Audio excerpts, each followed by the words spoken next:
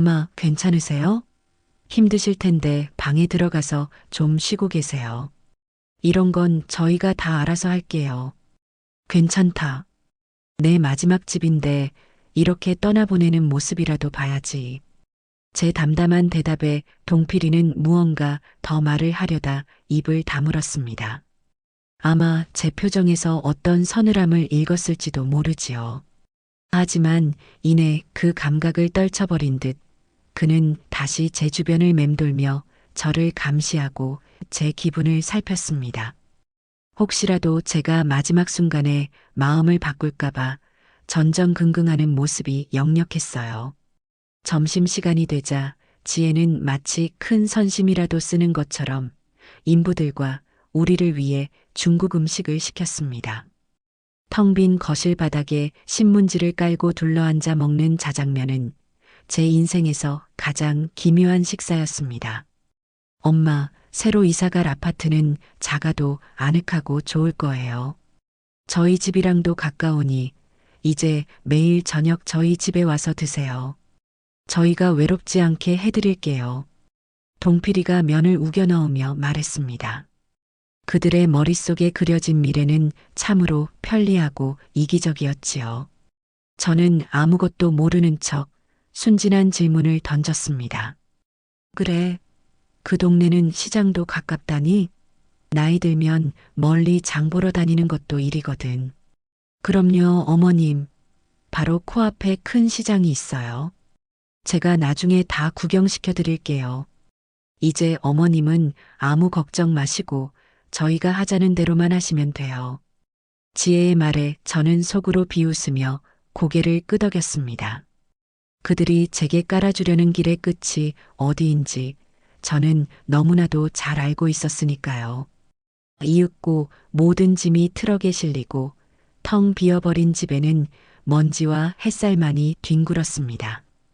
부동산 중개인에게서 잔금이 모두 입금되었다는 확인 문자가 도착한 것은 바로 그때였어요.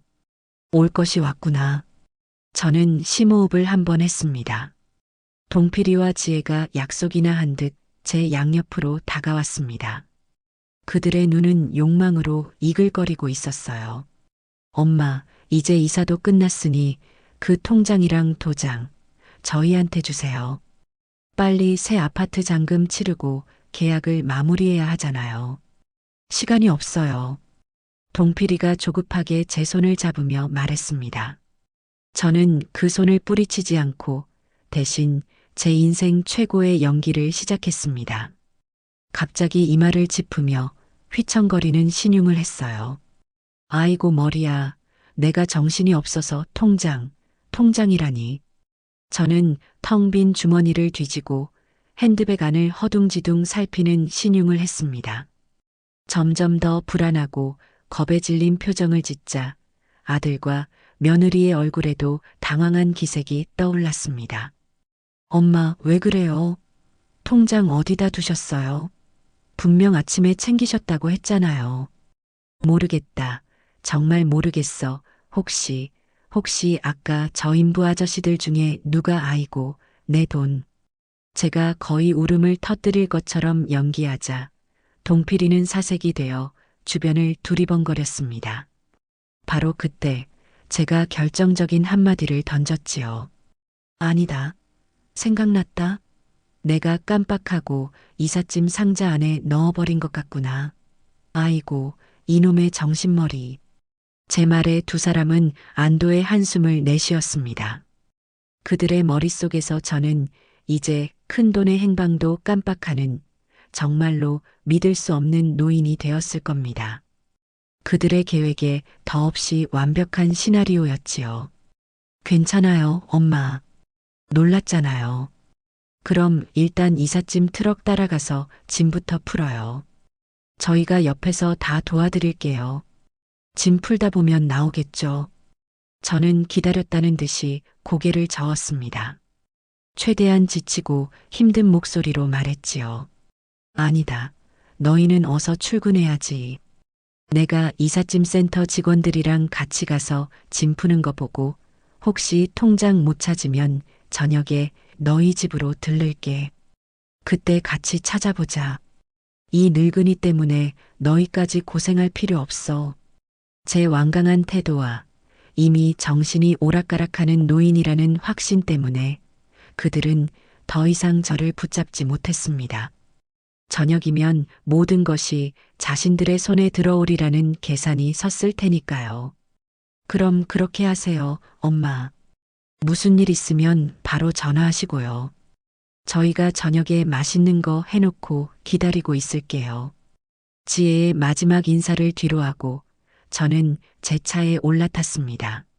아들 내외는 이삿짐 트럭이 골목을 완전히 빠져나갈 때까지 아주 활짝 웃으며 손을 흔들어 주었습니다. 저는 백미러로 그들의 모습을 끝까지 지켜보았어요. 그 오만하고 어리석은 미소를 제 기억 속에 깊이 새겨두기 위해서였습니다. 저는 이삿짐 트럭의 뒤를 따르는 척 한 블록을 더 가서 커다란 사거리에서 우회전 핸들을 꺾었습니다. 트럭은 좌회전을 해서 그들이 정해준 초라한 보금자리로, 저는 우회전을 해서 제가 선택한 새로운 왕국으로. 길은 그렇게 갈라졌습니다. 제 인생의 항로가 완전히 바뀌는 역사적인 순간이었지요. 익숙했던 동네의 풍경들이 빠르게 스쳐 지나갔습니다.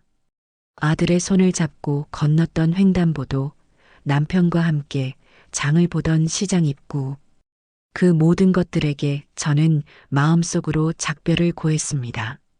이제 다시는 돌아오지 않을 과거의 풍경들이었습니다. 고속도로에 차를 올리자 시야가 탁 트였습니다.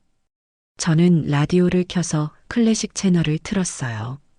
장엄하고 아름다운 교향곡이 차 안을 가득 채웠습니다. 그것은 제 새로운 삶의 시작을 축복하는 팡파르처럼 들렸지요. 1시간 남짓 달렸을까요? 마침내 차창 밖으로 더 팰리스의 웅장한 모습이 보이기 시작했습니다. 저는 심호흡을 한번 하고 정문을 향해 차를 몰았습니다. 미리 제 차량 번호를 등록해 둔 덕분에 정문이 차당기는 저를 환영하듯 부드럽게 올라갔습니다. 이미 도착해 있던 이삿짐 트럭 옆에는 깔끔한 유니폼을 입은 직원이 저를 기다리고 있었습니다. 그는 제게 다가와 정중하게 허리를 숙였습니다. 임수양님 오시느라 고생 많으셨습니다. 짐은 저희가 안전하게 옮겨드리겠습니다. 모든 것이 제가 꿈꾸던 그대로였습니다. 직원들의 도움으로 이사는 신속하고 완벽하게 마무리되었습니다. 마침내 제 새로운 집, 저만의 공간에 홀로 남게 되었을 때 저는 소파에 깊숙이 몸을 묻고 길게 숨을 내쉬었습니다. 창밖으로 펼쳐진 그림 같은 호수와 숲의 풍경, 따스한 햇살이 가득 들어오는 넓은 거실. 이 모든 것이 현실이라는 사실이 믿기지 않았습니다.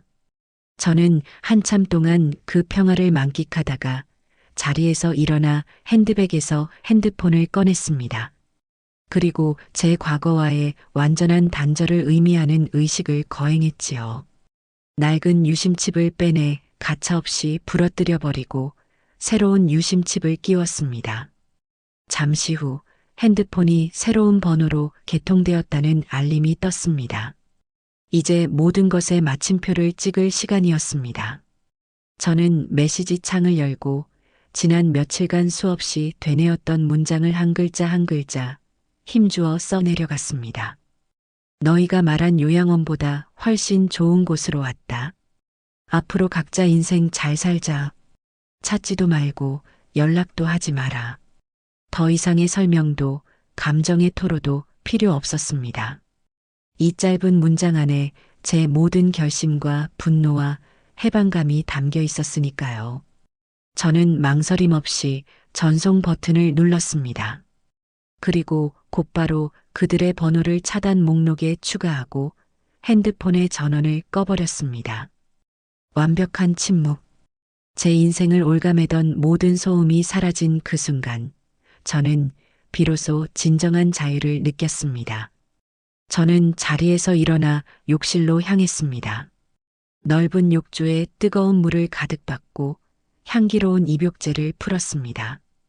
따뜻한 물속에 몸을 담그자 온몸의 긴장이 풀리며 눈꺼풀이 스르르 감겼습니다. 제가 일으킨 폭풍우는 이제 저 멀리서 그들만의 세상에서 몰아칠 것입니다. 저는 그 폭풍의 소리가 닿지 않는 구름 위의 궁전에서 제 인생의 첫 번째 밤을 맞이하고 있었습니다.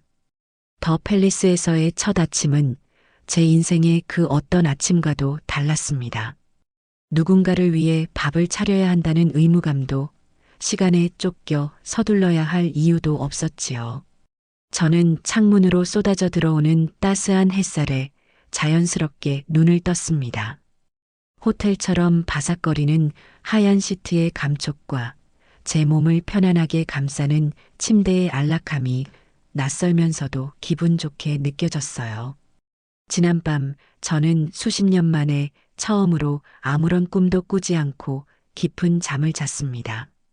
느긋하게 일어나 샤워를 마치고 옷장 가득 걸려 있는 새 옷들 중에서 가장 마음에 드는 화사한 블라우스를 골라 입었습니다. 거울 앞에 선 제 모습은 어제와 같은 사람이었지만 어딘지 모르게 생기가 돌아 보였습니다. 저는 낯선 제 모습에 만족스러운 미소를 지으며 방을 나섰습니다. 아침 식사를 위해 찾은 1층의 레스토랑은 이미 많은 입주민들로 활기가 넘쳤습니다. 다들 삼삼오오 모여 앉아 담소를 나누며 식사를 즐기고 있었지요. 혼자라는 사실이 조금은 어색하게 느껴져 저는 창가 구석진 자리에 조용히 앉았습니다. 잠시 후 직원이 다가와 정중하게 인사를 건네며 메뉴판을 내밀었어요. 각 구운 빵과 신선한 샐러드, 따뜻한 수프와 오믈렛까지 마치 고급 호텔의 조식 뷔페를 방불케 하는 메뉴에 저는 잠시 눈이 휘둥그레졌습니다. 제가 무엇을 먹을까 고민하고 있을 때 나지막하고 우아한 목소리가 들려왔습니다. 새로 오신 분이신가 봐요. 여기 자리 제가 함께해도 괜찮을까요? 고개를 들자 희끗희끗한 음발을 단정하게 쪽진 기품 있는 부인이 온화한 미소를 지으며 저를 바라보고 있었습니다. 저는 저도 모르게 고개를 끄덕였습니다. 네, 물론입니다. 괜찮으시다면요. 고맙습니다. 저는 박서연이라고 해요. 어제 막 입주하셨다는 이야기 들었어요. 혼자 식사하시는 게 어색하실 것 같아 실례를 무릅쓰고 말을 걸었습니다. 아닙니다. 와주셔서 오히려 제가 감사한걸요. 저는 임수양이라고 합니다. 그것이 박 여사님과의 첫 만남이었습니다. 은퇴한 대학 교수라는 그녀는 제가 생각했던 것보다 훨씬 더 따뜻하고 유머러스한 분이었어요. 그녀는 이곳 생활에 대해 궁금한 것이 없는지 물으며 제 어색함을 풀어주기 위해 애썼습니다. 수양 씨, 여기 처음 오면 다들 어리둥절해요. 저도 그랬는걸요. 매일 밥 차려주고 청소해주고 할 일이라고는 하루 종일 내가 하고 싶은 일을 찾아 즐기는 것뿐이니 평생 남을 위해 살아온 우리 같은 사람들은 그게 오히려 어색한 거죠. 그녀의 말에 저는 깊이 공감하며 고개를 끄덕였습니다. 박 여사님은 마치 제 마음을 꿰뚫어 보기라도 한 듯 미소를 지으며 말을 이었습니다. 하지만 금방 적응될 거예요. 여기는 심심할 틈을 주지 않거든요. 오전에는 수영이나 골프 같은 운동 프로그램이 있고 오후에는 인문학 강의나 악기 교실, 미술 수업 같은 것들이 잔뜩 있어요. 물론 아무것도 안 하고 하루 종일 도서관에서 책만 읽거나 정원에서 햇볕을 쬐어도 누구 하나 뭐라는 사람이 없지요. 이제부터는 수양 씨가 하고 싶은 것만 하고 사시면 되는 거예요. 우리는 식사를 하며 한참 동안 이야기를 나누었습니다. 그녀는 자식들이 모두 외국에 나가 있어 남편과 사별 후 혼자 지내다가 스스로 이곳을 선택했다고 했어요. 자식들에게 짐이 되기도 싫었고 무엇보다 자신의 남은 인생을 초라하게 끝내고 싶지 않았다고 했습니다. 그녀의 이야기는 마치 제 이야기처럼 들려 저는 금세 그녀에게 친근감을 느꼈습니다. 식사를 마친 후 박 여사님은 제게 더 팰리스의 구석구석을 구경시켜 주었습니다. 우리는 햇살이 가득 들어오는 거대한 통유리창으로 된 도서관에 들렀습니다. 편안한 소파에 앉아 책을 읽는 노신사들의 모습은 더없이 평화로워 보였어요. 미술 스튜디오에서는 여러 할머니들이 모여 앉아 캔버스에 저마다의 세상을 그려내고 있었습니다. 그들의 그림은 서툴렀지만 그 표정만큼은 세상 그 어떤 화가보다도 진지하고 행복해 보였지요. 어때요, 수양 씨? 다들 멋지죠? 나이 든다는 게 모든 것의 끝이 아니라는 걸 저는 여기 와서 매일 느껴요. 오히려 새로운 시작이 될 수도 있더라고요. 박 여사님의 안내를 받으며 더 팰리스를 둘러보는 동안 저는 제가 얼마나 현명한 선택을 했는지 다시 한번 깨달을 수 있었습니다. 이곳은 단순한 실버타운이 아니었어요. 인생의 황혼기를 맞이한 사람들이 서로에게 의지하고 새로운 것을 배우며 인간으로서의 존엄과 품위를 잃지 않고 살아가는 하나의 완벽한 공동체였습니다. 그날 오후 저는 용기를 내어 입주민 센터의 게시판으로 향했습니다. 빼곡하게 적힌 강좌 목록 앞에서 한참을 망설이다가 왕초보를 위한 수채화 교실이라는 문구에 눈길이 멈췄습니다. 평생 흙만 만지고 부엌대기로 살아온 제가 붓을 잡는다니 상상도 해본 적 없는 일이었지만 왠지 모를 강한 끌림을 느꼈습니다. 저는 떨리는 손으로 신청서에 임수양이라는 제 이름을 적어 넣었습니다. 그것은 제 인생에서 오롯이 저 자신을 위해 내린 첫 번째 결정이었어요. 저녁이 되어 제 방으로 돌아온 저는 한참 동안 잊고 있었던 핸드폰의 존재를 떠올렸습니다. 어제 전원을 꺼둔 채 그대로 두었던 핸드폰이었지요. 저는 궁금한 마음을 누를 수 없어 조심스럽게 전원을 켰습니다. 잠시 후 화면이 켜지자마자 수십 개의 알림이 폭포수처럼 쏟아져 내렸습니다. 물론 모두 차단된 번호로부터 온 연락 시도를 알리는 기록들이었지요. 저는 심호흡을 한번 하고 차단 기록 목록을 열어보았습니다. 그곳에는 제 예상대로 아들과 며느리가 밤새도록 발악한 흔적들이 고스란히 담겨 있었습니다. 초반의 메시지들은 당황과 불신으로 가득 차 있었습니다. 엄마, 이게 무슨 말이야? 장난이지? 답장 좀 해봐. 전화 왜 안 받아? 이삿짐 센터 아저씨들은 갔어? 어디야 지금? 하지만 시간이 흐르면서 그들의 메시지는 점차 조급함과 분노로 물들어갔습니다. 장난칠 거면 그만하고 당장 전화 받아. 사람 인내심 시험하지 말고. 지금 어디냐고. 그 돈 다 어디 갔어? 그거 엄마 돈이기만 한 줄 알아? 우리가 얼마나 기대했는데.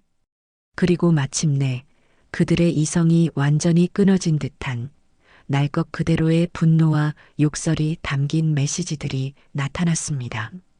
특히 며느리 지혜가 보낸 메시지는 차마 눈 뜨고 보기 힘들 정도의 저열한 단어들로 가득 차 있었지요. 어머님, 지금 제정신이 아니시죠? 진짜 노망 나셨어요? 그 머리로 어딜 가서 뭘 하시겠다고.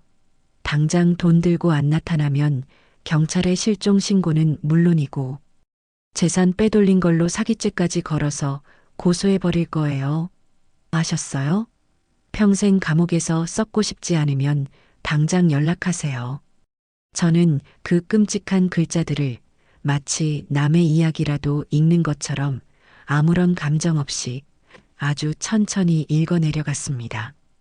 신기하게도 더 이상 마음이 아프거나 분노가 치밀어 오르지 않았어요. 오히려 그들의 추악한 민낯을 두 눈으로 똑똑히 확인하고 나니 제 마음은 더욱더 단단하고 평온해졌습니다. 제 선택이 얼마나 옳았는지, 제 자신을 구원하기 위한 유일한 길이었음을 다시 한번 증명해주는 증거들이었으니까요. 저는 그 모든 기록을 전체 삭제 버튼 하나로 깨끗하게 지워버렸습니다. 그리고는 핸드폰을 다시 서랍 속에 넣어두었어요. 과거의 소음이 완벽하게 제거된 제 방은 다시 고요해졌습니다. 저는 방에 비치된 태블릿 PC를 켜서 더 팰리스의 스파 시설을 예약했습니다. 내일 오전에 제 몸에 남은 마지막 긴장까지도 모두 풀어버릴 작정이었습니다. 예약을 마친 후 저는 창가에 서서 밤의 호수를 바라보았습니다. 수면 위로 부서지는 달빛이 보석처럼 반짝이고 있었어요. 제 인생의 밤도 이제는 저렇게 아름답게 빛날 수 있을 것 같았습니다. 제가 더 팰리스에서 수채화 물감을 팔레트에 짜고 박 여사님과 정원에서 허브를 가꾸며 평온한 일상을 보내는 동안 제가 떠나온 세상에서는 저를 찾기 위한 아들 내외의 처절한 발악이 계속되고 있었을 겁니다. 저는 종종 우아한 클래식 음악이 흐르는 라운지에 앉아 차를 마시며 그들의 모습을 상상하곤 했어요. 제 상상 속에서 펼쳐지는 그들의 모습은 너무나도 선명해서 마치 제가 투명 인간이 되어 그들의 집 거실에 앉아 있는 듯한 착각마저 들게 했습니다. 아마 그들은 제가 사라진 첫날 서로의 탓을 하며 부부싸움을 벌였을 겁니다. 제 상상 속에서 며느리 지혜는 히스테릭한 비명을 지르며 거실의 쿠션을 집어 던지고 있었지요. 이게 다 당신 때문이야. 그 우유부단하고 물러터진 성격 때문에 내가 몇 번을 말했어. 이사하는 날 그냥 통장이랑 도장 뺏어오자고. 그걸 또 저녁까지 기다려주자고 한 게 누구인데. 그럼 아들 동필이도 핏대를 세우며 맞섰을 겁니다. 그의 얼굴은 분노와 당혹감으로 붉게 물들어 있었겠지요. 뭐, 이게 왜 내 탓이야? 당신이 옆에서 자꾸 살살 구슬리면 넘어온다고 가엾은 척 연기해야 한다고 부추겼잖아. 엄마 성격에 강하게 나갔으면 더 꽁꽁 숨겼을 거라고 한 게 누구인데. 그리고 당신은 뭐 했어? 엄마가 통장 잃어버렸다고 연기할 때 옆에서 거들기나 했지. 제대로 확인도 안 했잖아. 그럼 내가 어떻게 진짜로 노망이 나서 잃어버린 줄 알았지. 그 늙은 여우가 우리를 상대로 이렇게까지 치밀하게 연기할 줄 누가 알았겠냐고. 아, 내 돈. 우리 아파트 대출금은 어떡하고. 민준이 유학은 당신이 타기로 한 새 차는 이제 다 물 건너간 거라고. 이 무능한 인간아. 그 돈이 왜 당신 돈이야? 우리 엄마 돈이지. 그리고 아직 끝난 거 아니야. 엄마가 갈 데가 어디 있어. 내가 반드시 찾아내고 말 거야. 치매 걸린 노인이 집 나갔다고 하면 경찰에서도 금방 찾아줄 거라고. 서로에게 책임을 떠넘기며 핥히고 싸우다가 그들은 결국 내가 치매에 걸려 가출했다는 거짓 시나리오를 완성했을 겁니다. 그것만이 자신들의 탐욕을 감추고 주변의 동정을 얻어 저를 찾아낼 수 있는 유일한 방법이었으니까요. 그들의 수색 작전은 처절하고도 비참했을 겁니다. 저는 박 여사님과 함께 온천 스파에서 따뜻한 물에 몸을 담그고 피로를 풀면서 동시에 그들의 모습을 상상했습니다. 동필이는 아마 휴가까지 내고 제가 갈 만한 모든 곳을 뒤지고 다녔겠지요. 제 옛날 친구들의 집을 일일이 찾아가 문을 두드리고 친척들에게는 하루에도 몇 번씩 전화를 걸어 제 행방을 물었을 겁니다. 하지만 돌아오는 대답은 모른다는 말뿐이었겠지요. 며느리 지혜는 아마 제가 거래했던 부동산과 은행을 찾아가 행패를 부렸을 겁니다. 우리 어머니가 정신이 온전치 못한 상태에서 계약을 했다. 이 계약은 무효다. 당장 우리 어머니 어디로 갔는지 불지 않으면 가만두지 않겠다. 하지만 그녀의 협박은 법과 규정이라는 단단한 벽 앞에서 무력했을 겁니다. 오히려 업무 방해로 경찰에 신고당하지는 않았으면 다행이었겠지요. 모든 방법이 막히고 시간이 흐르면서 그들의 초조함은 극에 달했을 겁니다. 당장 갚아야 할 카드값과 대출 이자는 점점 다가오는데 자신들이 손에 쥘 것이라고 믿었던 거액의 돈은 흔적도 없이 사라져 버렸으니 그 심정이 오죽했을까요? 결국 그들의 마지막 발악은 제 주변 사람들을 이용해 저를 압박하는 것이었습니다. 그리고 그 첫 번째 대상은 시골에 계시는 제 여동생이었지요. 어느 날 오후 박 여사님과 함께 도서관에서 책을 읽고 있을 때였습니다. 제 핸드폰이 조용히 울렸습니다. 발신자는 여동생이었습니다. 저는 반가운 마음에 전화를 받았지만 수화기 너머로 들려오는 동생의 목소리는 거의 울먹이고 있었습니다. 언니, 이게 대체 어떻게 된 거야? 괜찮은 거야? 살아는 있는 거지? 무슨 일인데 그래? 진정하고 차근차근 말해봐. 방금 조카한테서 전화 왔었어. 동필이 말이야.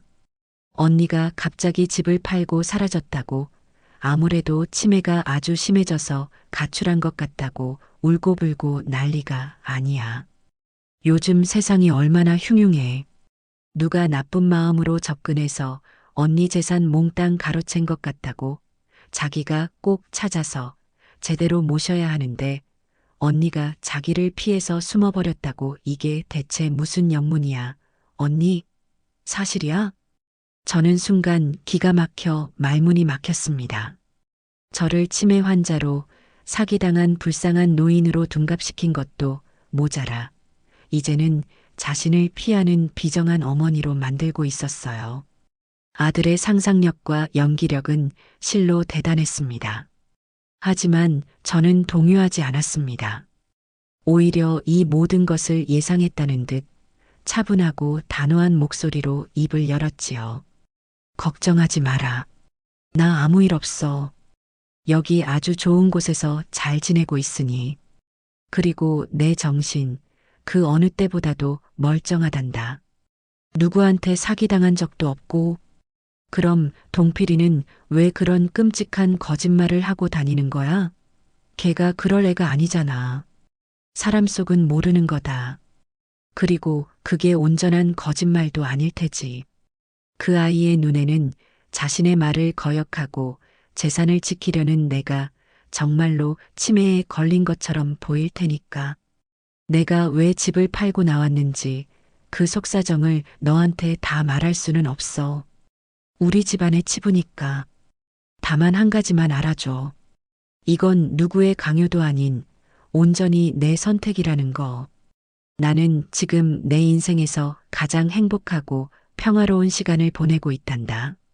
제 차분하고 단호한 목소리에 동생은 한동안 말을 잇지 못했습니다. 이내 무언가 깊이 짐작한 듯 조심스럽게 물어왔어요. 언니 혹시 올케랑 동필이가 언니 재산에 손이라도 대려고 했던 거야? 이제 와서 그런 이야기는 해서 못하겠니? 그냥 앞으로 동필이 전화는 받지 말아라. 받더라도 나는 모르는 일이라고 하고 끊어버려. 그리고 내 걱정도 하지 말고 너희 식구들이나 잘 챙기며 살아. 나는 아주 좋은 곳에서 좋은 사람들과 잘 지낼 테니 오히려 너희보다 더 잘 지낼지도 모르지. 저는 그렇게 말하고 전화를 끊었습니다. 옆에서 제 통화를 조용히 듣고 있던 박 여사님이 걱정스러운 눈으로 저를 바라보았습니다. 저는 그녀를 향해 괜찮다는 듯 희미하게 미소 지어 보였습니다. 아들의 거짓말과 여론 조작은 분명 저를 사회적으로 고립시키고 심리적으로 압박하려는 의도였겠지요. 하지만 그들의 의도와는 달리 저는 조금도 흔들리지 않았습니다. 오히려 그들의 발악을 지켜보며 제 성이 얼마나 단단하고 안전한지 실감할 뿐이었습니다. 이제 그들이 할 수 있는 합법적인 방법은 아무것도 없었습니다. 남은 것은 불법적인 수단을 동원해서라도 제 성벽을 무너뜨리려 시도하는 것뿐이겠지요. 저는 그날을 조용히 그리고 아주 차분하게 기다리고 있었습니다. 제 손에 들린 책의 다음 장을 넘기면서 말입니다. 제가 더 팰리스에 제 작은 왕국을 건설하고 하루하루 평온을 되찾아가는 동안 성 밖의 세상에서는 저를 향한 아들 내외의 음해와 비방이 더욱 거세지고 있었습니다. 여동생과의 통화 이후 저는 그들이 제 주변의 모든 인맥을 동원해 저를 사회적으로 고립시키고 결국에는 백기를 들고 성문 밖으로 나오게 만들려 한다는 것을 깨달았지요. 하지만 그들의 계산은 틀렸습니다. 제가 쌓아 올린 성벽은 그들의 상상보다 훨씬 더 높고 단단했으니까요. 그들의 다음 공격은 저와 가장 가깝다고 생각했던 사촌 언니를 통해서였습니다. 평소 동필이를 유달리 예뻐하고 저에게는 늘 아들 하나 잘 뒀다고 부러워하던 분이었지요. 어느 날 오후 더 팰리스의 로비 라운지에서 박 여사님과 담소를 나누고 있을 때였습니다. 프런트 데스크의 직원이 제게 다가와 조심스럽게 말했어요. 임수양님, 외부에서 연락이 왔습니다. 김민숙이라는 분께서 임수양님의 사촌 언니라고 하시는데 연결해 드릴까요? 저는 순간 멈칫했지만 이내 마음을 다잡았습니다. 피할 수 없다면 정면으로 부딪혀 이 지긋지긋한 연결고리를 제 손으로 끊어내야만 했습니다. 네, 연결해 주세요. 수화기를 건네받자 사촌 언니의 다급하고 책망하는 듯한 목소리가 귀를 파고들었습니다. 수영이, 너 대체 이게 무슨 일이니? 동필이가 전화를 해서는 내가 치매에 걸려 집을 나가서는 돌아오지도 않는다고, 자기가 얼마나 애타게 찾고 있는지 아느냐고 울고불고 난리더라. 너 어떻게 된 거야? 왜 애를 그렇게 속 썩여? 언니의 목소리에는 저에 대한 걱정보다는 효자 아들인 동필이에 대한 동정심이 가득했습니다. 저는 한숨을 내쉬는 대신 가장 차분하고 또렷한 목소리로 대답했습니다. 언니, 저 괜찮아요. 그리고 치매 같은 거 걸리지도 않았고요. 오히려 지금 제 정신은 언니보다 더 멀쩡할걸요. 뭐, 그게 지금 동생한테 할 소리니? 애가 저렇게 속이 타는데. 언니, 동필이가 속이 타는 이유는 저를 걱정해서가 아니에요. 제가 평생 모은 재산을 제 마음대로 썼다는 사실에 분통이 터지는 거겠지요. 자세한 사정은 말씀드리기 곤란하지만 한 가지만 알아주셨으면 해요. 이건 제 인생이고 제 선택이에요. 저는 지금 아주 행복하고 앞으로도 그럴 거고요. 수양아, 그래도 아들인데. 언니, 저는 언니의 말을 단호하게 끊었습니다. 제 아들이 저를 요양원에 처박고 제 집을 팔아치울 계획을 세우는 걸 제 귀로 직접 들었습니다. 그런 아들이라면 저도 더 이상 필요 없어요. 그러니 언니도 더 이상 동필이 말에 노란하지 마시고 제 일에 관여하지 말아주세요.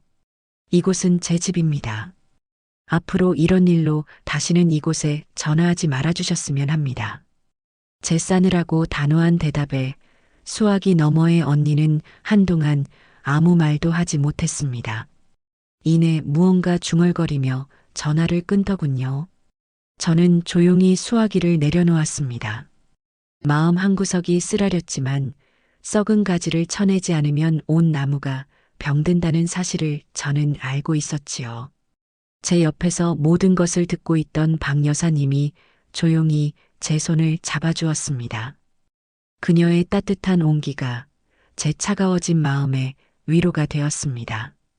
그날 이후 저는 제 삶을 더욱 적극적으로 가꾸어 나가기 시작했습니다.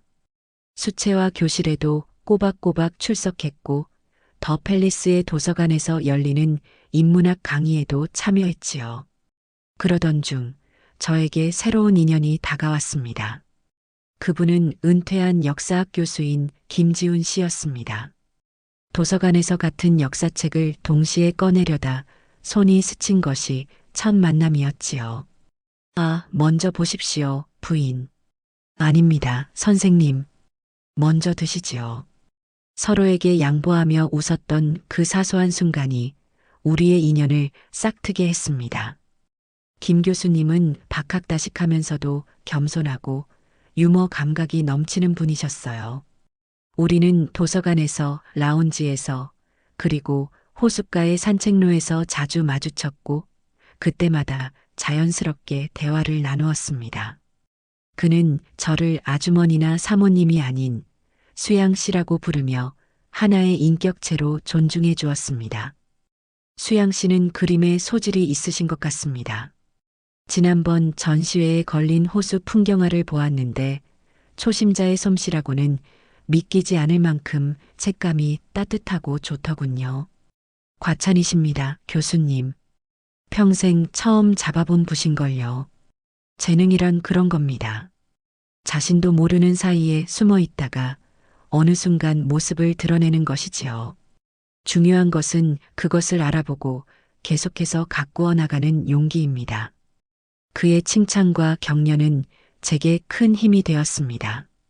우리는 역사와 예술, 그리고 지나온 삶에 대해 많은 이야기를 나누었습니다. 그 역시 몇 년 전 아내와 사별하고 자식들에게 부담을 주기 싫어 스스로 이곳을 택했다고 했습니다. 우리는 서로의 상처를 들추어내거나 동정하지 않았습니다. 대신 서로의 현재를 응원하고 미래를 이야기했지요. 그것은 젊은 시절의 불같은 사랑과는 다른 은은한 난로처럼 따뜻하고 편안한 감정이었습니다. 제 삶에 남편이 아닌 다른 남자가 들어올 수 있다는 사실이 저 자신도 놀라웠습니다. 제 삶이 이토록 풍요로워지고 있는 동안에도 저는 현실적인 방어벽을 쌓는 일을 게을리하지 않았습니다.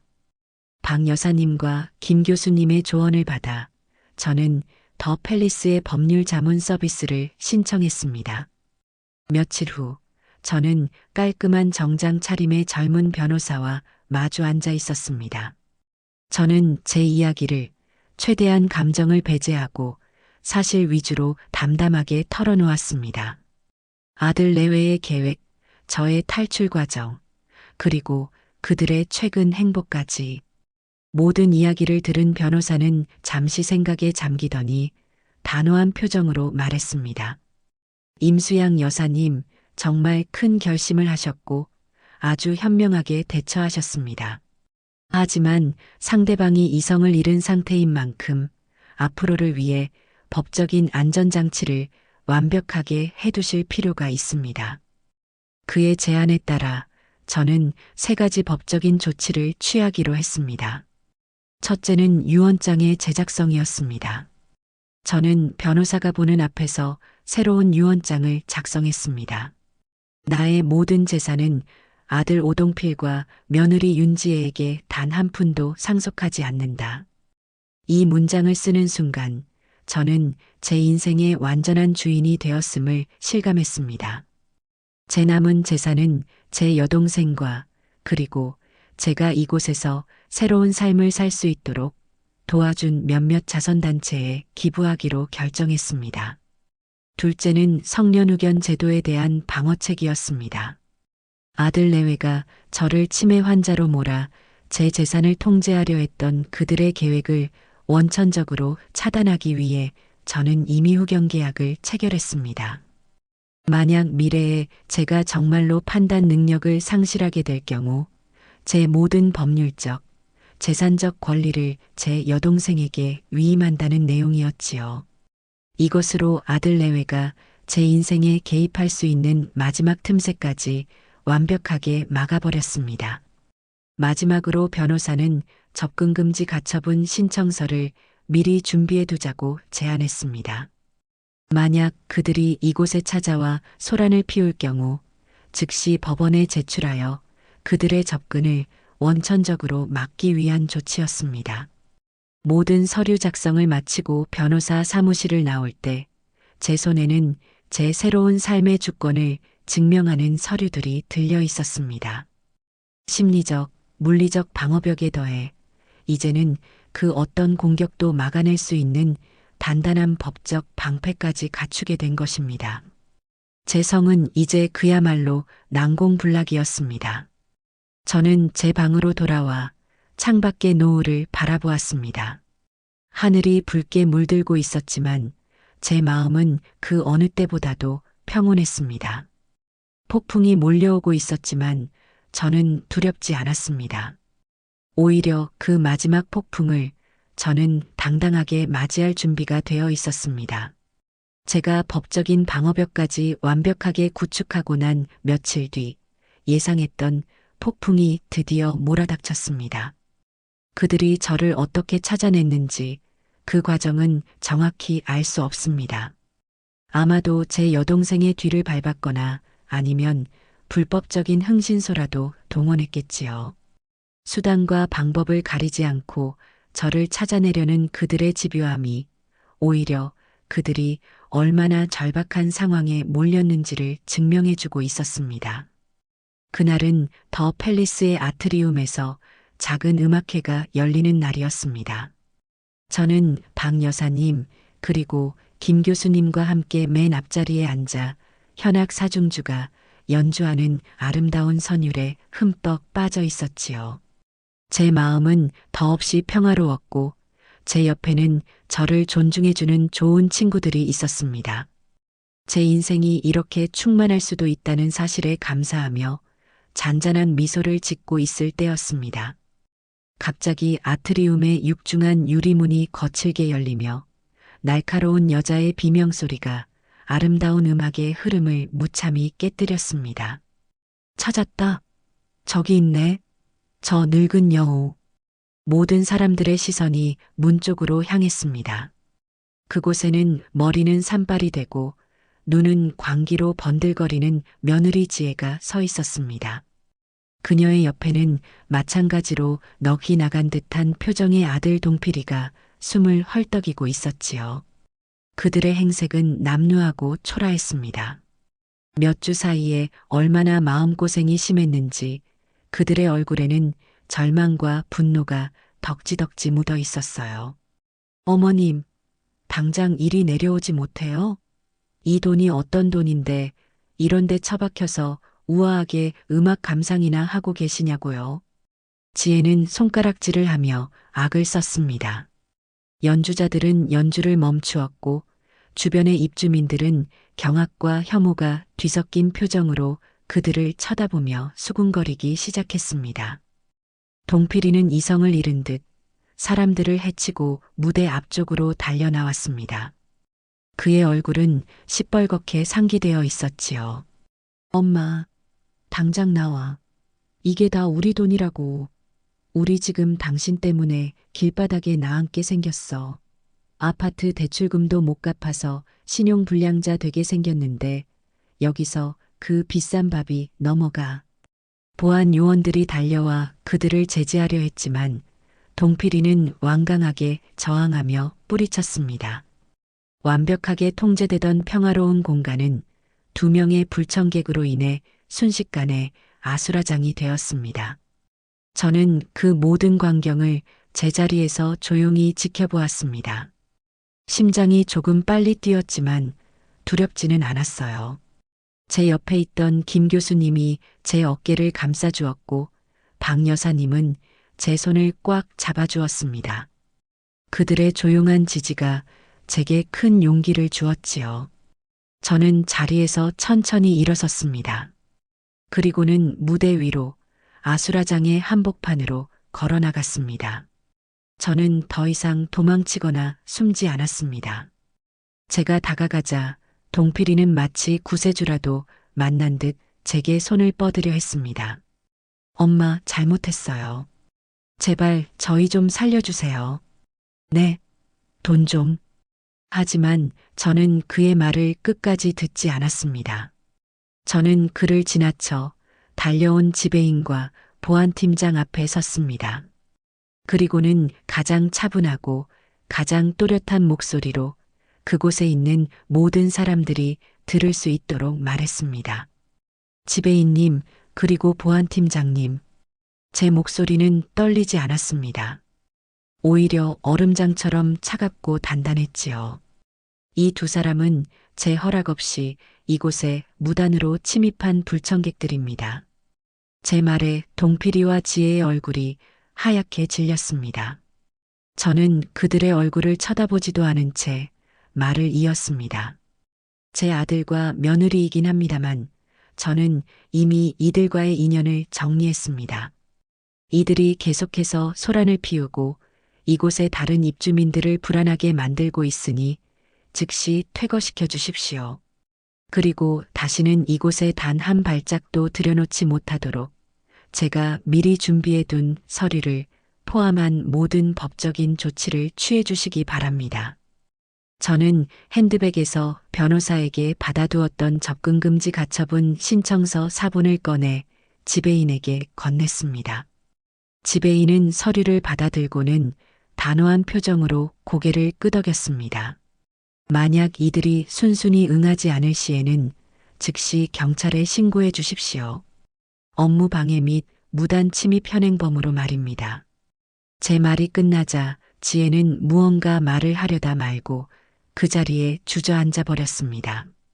동필이는 엄마 어떻게 저한테 이럴 수가 있어요 라며 망연자실한 표정으로 저를 바라보았습니다. 그의 눈에 맺힌 눈물은 더 이상 제 마음을 움직이지 못했습니다. 저는 그들을 향해 마지막 한마디를 던졌습니다. 너희가 자초한 일이다. 너희의 탐욕이 너희의 인생을 망친 게지. 나를 원망하지 마라. 그리고 저는 제 인생에서 가장 통쾌하고 우아한 복수를 완성했습니다. 그들의 절망적인 얼굴을 향해 저는 차갑게 등을 돌렸습니다. 더 이상 돌아보지 않았습니다. 보안 요원들에게 양팔이 붙들려 끌려나가는 아들의 절규와 바닥에 주저앉아 악을 쓰며 우는 며느리의 울음소리가 제 등 뒤에서 들려왔지만 저는 걸음을 멈추지 않았습니다. 저는 제자리로 돌아와 저를 기다리고 있던 박 여사님과 김 교수님의 팔짱을 꼈습니다. 그리고는 그곳에 있는 모든 사람들이 들을 수 있도록 부드럽게 미소 지으며 말했습니다. 서연 씨, 지훈 씨, 저 소란 때문에 아름다운 연주를 망쳤네요. 우리 라운지에 가서 따뜻한 차나 한 잔 다시 주문할까요? 제 말에 주변에 있던 입주민들 사이에서 저도 모르게 작은 박수 소리가 터져 나왔습니다. 그것은 제 승리를 축하하는 소리이자 한 인간의 존엄성이 지켜지는 순간을 목격한 이들의 경의의 표시였습니다. 저는 그들의 박수 소리를 들으며 제 친구들과 함께 당당하게 아트리움을 걸어 나왔습니다. 끌려나가는 아들 내외의 비명소리는 제 새로운 삶의 배경음악처럼 아득하게 멀어지고 있었습니다. 그날의 소동은 더 팰리스 역사에 길이 남을 전설적인 사건이 되었습니다. 저는 하루아침에 이곳의 유명인사가 되었지요. 사람들은 저를 더 이상 새로운 입주민이나 조용한 부인으로 보지 않았습니다. 그들의 눈빛 속에는 경외와 존경, 그리고 일종의 동지애 같은 것이 담겨 있었어요. 저의 이야기는 입소문을 타고 퍼져나가 부당한 자식들의 요구에 소리 없이 고통받던 다른 입주민들에게 큰 용기와 위로를 주었다고 했습니다. 저는 의도치 않게 이곳의 많은 분들에게 사이다 할머니 혹은 철의 여인 같은 별명으로 불리게 되었습니다. 사건 다음 날 더 팰리스의 지배인이 직접 제 방으로 찾아왔습니다. 그는 불미스러운 일로 제게 심려를 끼쳐드렸다며 정중하게 사과했고 아들 내외에 대해서는 접근금지 가처분 신청이 법원에 정식으로 접수되었으며 다시는 이곳에 접근할 수 없도록 모든 조치를 취했다는 사실을 보고했습니다. 그들의 사진은 모든 출입구의 보안팀에 공유되었고 저는 이제 완벽하게 안전하다는 것이었지요. 제가 가진 돈의 힘이 저를 위해 견고한 성벽과 사설 경호팀, 그리고 유능한 법률팀을 만들어준 셈이었습니다. 박 여사님과 김 교수님은 매일 저와 함께 시간을 보내며 제가 혹시라도 심리적인 충격을 받지 않았을까 염려해 주었습니다. 하지만 저는 정말로 괜찮았어요. 오히려 마지막 남은 응어리까지 시원하게 풀어낸 듯 마음이 날아갈 것처럼 가벼웠습니다. 수양 씨, 정말 대단했어요. 그 순간의 그 당당함과 기쁨은 제가 평생 잊지 못할 겁니다. 맞습니다. 수양 씨. 마치 나라를 구한 잔 다르크 같았다고 할까요? 우리는 그날의 사건을 안주 삼아 때로는 웃고 때로는 진지하게 이야기를 나누었습니다. 그들과 함께하는 시간 속에서 저는 가족이라는 것이 반드시 핏줄로만 이어지는 것은 아니라는 사실을 깨달았습니다. 서로를 이해하고 존중하고 아껴주는 마음. 그것이야말로 진정한 가족의 의미가 아닐까요? 몇 주가 흐른 어느 날, 제게 한 통의 두툼한 편지가 도착했습니다. 발신인은 아들 동필이었습니다. 제게 접근할 수 없게 되자 최후의 수단으로 편지를 보낸 것이겠지요. 저는 잠시 망설였지만 이 지긋지긋한 이야기의 마지막 페이지를 제 눈으로 직접 확인해야겠다는 생각이 들었습니다. 저는 서재 책상에 앉아 우아한 자개 문양이 새겨진 편지 칼로 봉투를 열었습니다. 편지는 예상했던 대로 눈물과 콧물로 얼룩진 구차한 변명과 감성파리로 시작되었습니다. 사랑하는 어머니께 이 불효자식은 천번 만번 죽어 마땅합니다. 어릴 적 어머니께서 끓여주시던 따뜻한 된장찌개가 생각나는 밤입니다. 제가 어쩌다 이렇게 망가져 버렸을까요? 저는 아무런 감정 없이 소설을 읽듯 그 글자들을 따라 내려갔습니다. 편지의 내용은 자기 연민과 후회, 그리고 저에 대한 원망이 교묘하게 뒤섞여 있었지요. 아내인 지혜의 성화에 못 이겨 어쩔 수 없었다는 비겁한 변명도 빠지지 않았습니다. 그리고 편지의 말미에 이르러 그는 마침내 자신의 진짜 속내를 드러냈습니다. 어머니, 저희 이제 곧 길바닥에 나앉게 되었습니다. 아파트는 경매로 넘어가고 저는 신용불량자가 되었습니다. 지혜는 매일 저를 원망하며 이혼하자고 합니다. 제가 다 자초한 일이지만 이대로는 정말 죽을 것 같습니다. 어머니, 제발 마지막으로 한 번만 딱 한 번만 더 자비를 베풀어 주세요. 큰 돈은 바라지도 않습니다. 작은 방이라도 얻을 수 있는 보증금이라도 제발 이 불효자식을 구원해 주십시오. 저는 편지를 끝까지 다 읽고 조용히 내려놓았습니다. 그리고는 잠시 눈을 감았습니다. 제 마음속은 놀라울 만큼 고요했습니다. 분노도 연민도 그 어떤 감정도 일어나지 않았어요. 그저 텅 빈 공허함만이 느껴졌습니다. 그와의 인연이 이제는 정말로 완벽하게 끝났다는 신호였지요. 저는 자리에서 일어나 얼마 전 새로 구입한 문서 파쇄기 앞으로 걸어갔습니다. 그리고는 동필이의 구차한 편지를 한치의 망설임도 없이 파쇄기 투입구에 밀어 넣었습니다. 드르르륵.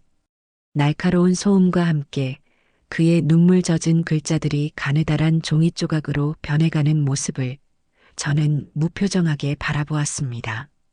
그것은 제 과거와의 완벽한 작별의식이었습니다.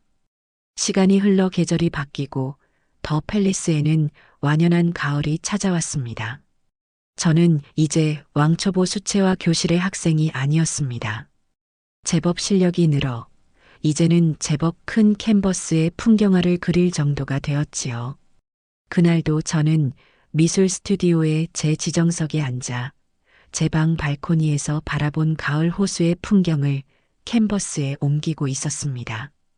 붉고 노랗게 물든 나뭇잎들을 하나하나 그려 넣는 작업에 몰두하고 있을 때 김 교수님이 조용히 제 곁으로 다가왔습니다.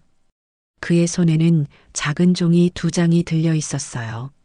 수양 씨, 그림이 나날이 발전하는군요. 정말 멋진 작품입니다. 감사합니다, 지훈 씨. 그냥 보이는 대로 그릴 뿐인걸요. 수양 씨, 그가 제 이름을 다정하게 불렀습니다. 우리 같이 여행 한번 가보지 않겠습니까? 그는 제 앞에 비행기 티켓 2장을 내밀었습니다. 목적지는 이탈리아의 피렌체였어요. 수양 씨가 그토록 좋아하시는 르네상스 미술을 책이 아닌 직접 눈으로 보러 가는 겁니다. 우피치 미술관에도 가고 미켈란젤로 언덕에서 노을도 보고요. 어떠십니까? 저는 순간 말을 잃었습니다. 제 손에 들린 붓과 팔레트 위의 물감과 눈앞의 캔버스와 그리고 그의 손에 들린 피렌체행 비행기표를 번갈아 바라보았습니다. 제 인생에 이토록 낭만적인 제안이 찾아올 줄이야. 저도 모르게 환하게 웃고 있었습니다. 제 인생에서 아주 오랜만에 지어보는 소녀처럼 설레는 미소였지요. 저는 더 이상 누군가의 아내도 누군가의 엄마도 아니었습니다. 저는 임수양, 그림을 그리는 화가이고 새로운 사랑에 설레는 연인이며 곧 이탈리아로 여행을 떠날 여행가였습니다. 제 앞에는 새하얀 캔버스가 놓여 있었고 제 손에는 세상의 모든 색을 가진 팔레트가 들려 있었어요. 제 인생 2막은 이제 막 시작되었을 뿐이었습니다. 구름 위의 궁전, 이곳에서 저는 저만의 왕국을 다스리는 여왕으로 영원히 행복하게 살아갈 것입니다. 저는 73, 김봉현이라고 합니다. 남들은 다들 편히 쉴 나이에 무슨 일을 이렇게 버리냐고 할지도 모르겠어요. 하지만 저는 평생을 그렇게 살아오지 못했습니다. 죽은 제 남편과 안 해본 일이 없이 잠자는 시간 쪼개가며 악착같이 돈을 모아 지금의 이 자리에 올랐으니까요. 강남 한복판에 번듯한 5층짜리 건물을 올렸을 때 남편은 제 손을 잡고 굵은 눈물을 뚝뚝 흘렸습니다. 우리의 피와 땀이 서린 곳이었죠. 그런 남편이 5년 전 먼저 세상을 뜨고 저는 그 유산을 지키며 외아들 민식이만 바라보고 살았어요. 하나뿐인 아들이라 그런지 제 눈에는 마냥 물가에 내놓은 어린애 같기만 했습니다. 심성은 착한데 너무 무르고 귀가 얇은 게 흠이라면 흠이었죠. 그런 아들이 3년 전 유미애라는 아가씨를 데리고 와서 제게 큰 절을 올렸습니다. 어찌나 싹싹하고 부침성이 좋은지 뻣뻣한 제 마음도 스르르 녹아내리는 것 같았어요. 어머니, 아버님 안 계셔서 쓸쓸하셨죠. 이제부터 제가 딸이 되어드릴게요. 라며 제 손을 살갑게 잡아오는데 어찌나 예뻐 보이던지요. 민식이도 저런 여우 같은 마누라를 얻었으니 이제 철이 좀 들겠거니 저는 그렇게 믿었습니다. 결혼하고 나서도 며느리는 참 잘했어요. 주말마다 반찬을 한가득 만들어 와서는 어머니 식사 거르지 마세요라며 살뜰히 챙겼고 어깨가 뭉쳤다고 하면 밤새도록 주물러 주기도 했죠. 동네 사람들도 모두 며느리 칭찬에 입이 마를 지경이었습니다. 김 여사님은 복도 많아. 요즘 세상에 저런 효부가 어디 있어. 그 말을 들을 때마다 제 어깨가 으쓱해지는 것 같았어요. 제 노후는 걱정 없겠구나. 민식이 내외에게 짐이 될 일은 없겠구나. 안심이 되었습니다. 그래서였을까요? 저는 큰 결심을 하게 된 겁니다. 어차피 언젠가 물려줄 재산 하루라도 빨리 아들 내외에게 넘겨주고 싶었어요. 그 아이들이 조금이라도 더 젊을 때 안정된 기반 위에서 헐헐 날개를 펼쳤으면 하는 마음이었죠. 하루는 아들 내외를 집으로 불렀습니다. 제가 가장 아끼는 자개상에 정성껏 차린 저녁상을 마주하고 앉았죠. 미애는 어머니, 이렇게 진수성찬을 저희 생일도 아닌데요 라며 호들갑을 떨었어요. 저는 그런 며느리를 지그시 바라보며 말했습니다. 미애야, 민식아, 내가 너희에게 큰 선물을 해주려고 한다. 제 말에 두 사람의 눈이 동그래졌어요. 강남에 있는 그 5층짜리 건물, 너희에게 미리 증여하려고 해. 순간 정적이 흘렀습니다. 아들 녀석은 어안이 벙벙한 얼굴이었고 며느리는 눈을 크게 뜨고 저를 쳐다보더군요.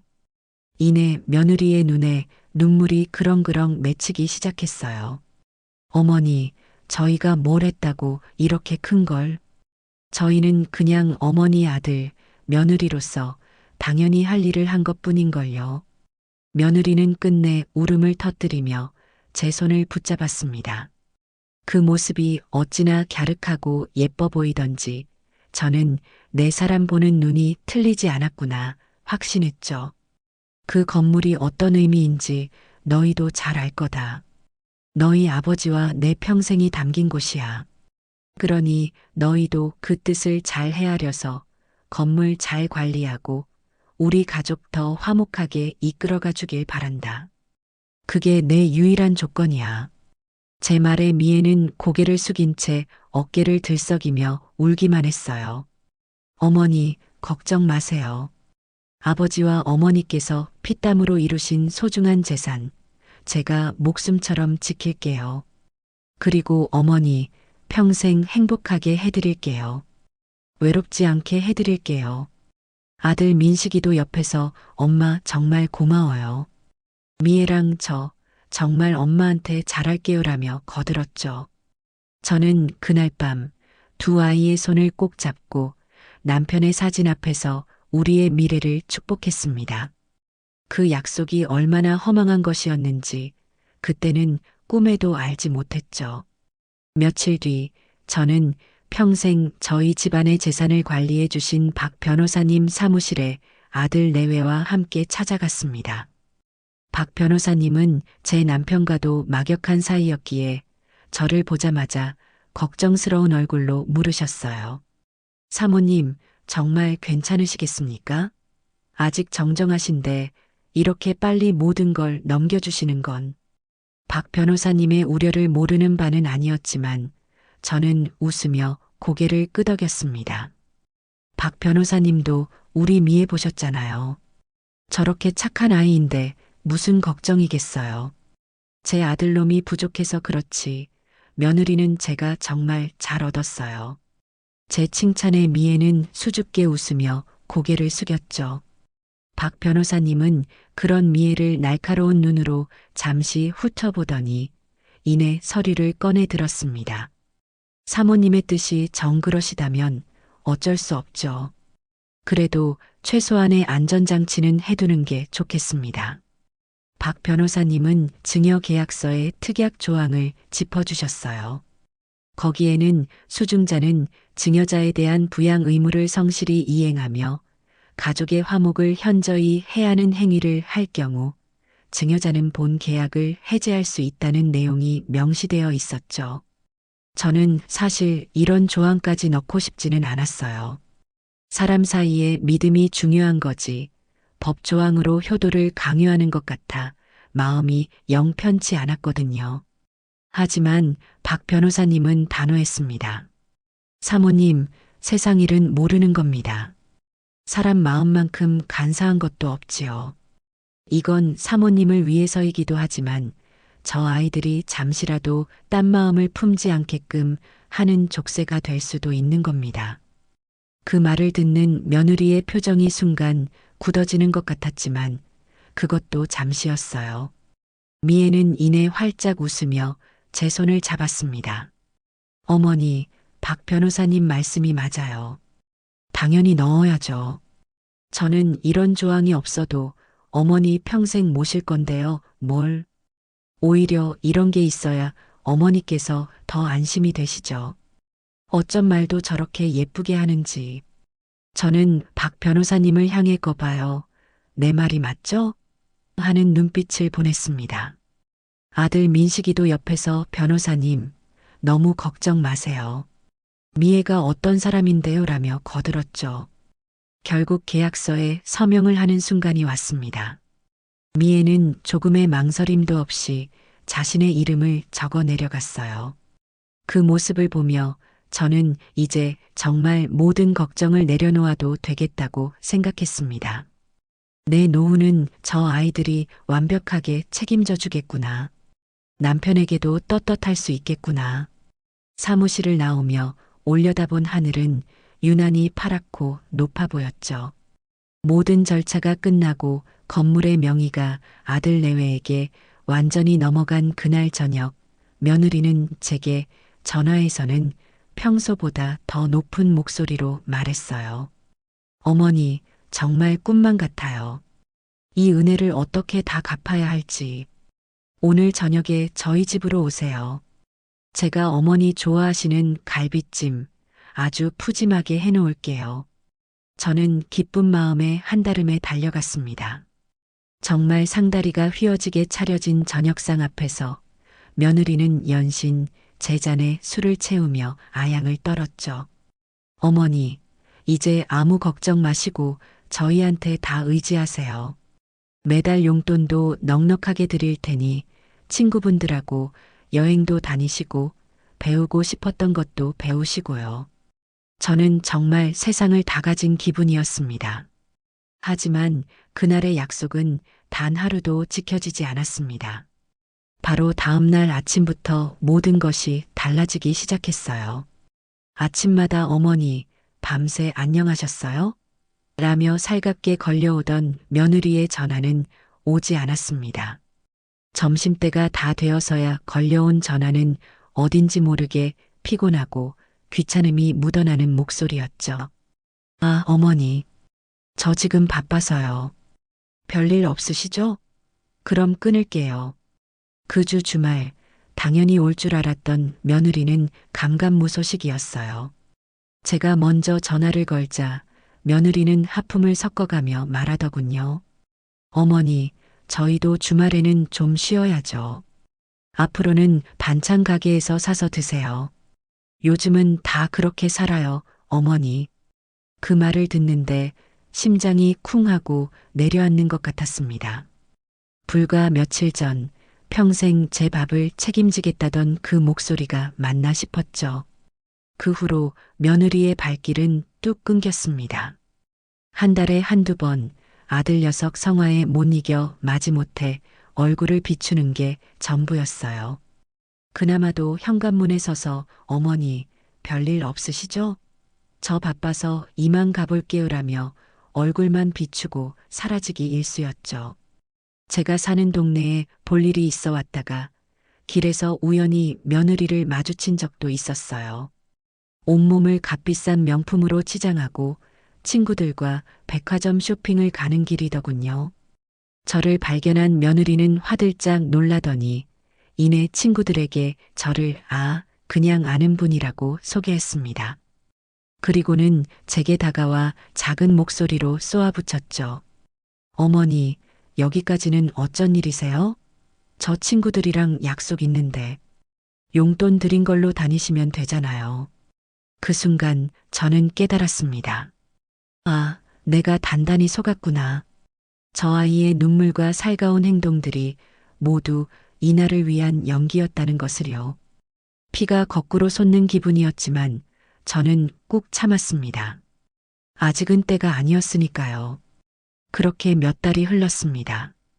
저는 며느리의 연락을 기다리는 대신 제 나름의 소일거리를 찾아 바쁘게 지내려고 노력했어요. 동네 노인정에도 나가고 평소 배우고 싶었던 서예도 시작했죠. 애써 며느리의 배신을 잊으려 했습니다. 아들 민식이의 얼굴을 봐서라도 제가 한번 참고 넘어가야 한다고 스스로를 다독였어요. 그러던 어느 날 저녁이었어요. 오랜만에 아들 내외가 과일 바구니를 하나 사들고 저를 찾아왔더군요. 저는 혹시나 하는 마음에 이제라도 정신을 차린 건가 싶어 내심 반가웠습니다. 며느리는 오랜만에 보는 제 앞에서 예전처럼 살갑게 웃고 있었어요. 어머니, 그동안 잘 지내셨어요? 저희가 너무 무심했죠. 저는 그 말에 마음이 또 스르르 녹아내리는 것을 느꼈습니다. 그런데 며느리가 꺼낸 다음 말은 제 기대를 완전히 박살내버렸죠. 어머니, 다름이 아니라요. 제가 회사에서 능력을 인정받아서요. 한 달 정도 해외 연수를 다녀오게 됐어요. 중요한 기회라 거절할 수가 없어서요. 저는 서운한 마음이 들었지만 며느리의 앞날을 위한 일이라니 축하해줘야겠다고 생각했어요. 그래, 잘 됐구나. 몸 건강히 잘 다녀오너라. 아들 민식이도 옆에서 신이 나서 거들었어요. 엄마, 미애가 얼마나 똑똑한지 아시잖아요. 이번에 회사에서 최고 평점을 받아서 가는 거래요. 제가 다 자랑스럽다니까요. 저는 두 사람의 들뜬 얼굴을 보며, 그래, 내 아들 며느리가 저렇게 잘 나가는데 내가 뭘 더 바라겠나 스스로를 위로했습니다. 가 있는 동안 연락은 잘하고, 필요한 건 없니? 제 물음에 며느리는 손사래를 쳤어요. 아유, 괜찮아요, 어머니. 회사에서 다 지원해 주는 걸요. 걱정 마시고 어머니 건강이나 잘 챙기고 계세요. 그렇게 며느리는 제게 효부 코스프레를 한 번 더 보여주고는 며칠 뒤 홀가분하게 공항으로 떠났습니다. 저는 아들 녀석과 함께 공항까지 배웅을 나가 며느리의 뒷모습이 보이지 않을 때까지 손을 흔들어 주었죠. 그 뒷모습에 대고 내 며느리 장하다라고 생각했던 제가 얼마나 어리석었는지 깨닫는 데는 그리 오랜 시간이 걸리지 않았습니다. 며느리가 떠나고 일주일쯤 지났을까요? 저는 적적한 마음에 오랜 친구인 순자에게 전화를 걸었습니다. 순자는 딸네 집에 가 있다며 한참을 손주 자랑을 늘어놓더군요. 그러다 대뜸 제게 물었어요. 봉연아, 너희 아들 며느리 지금 유럽 가 있지?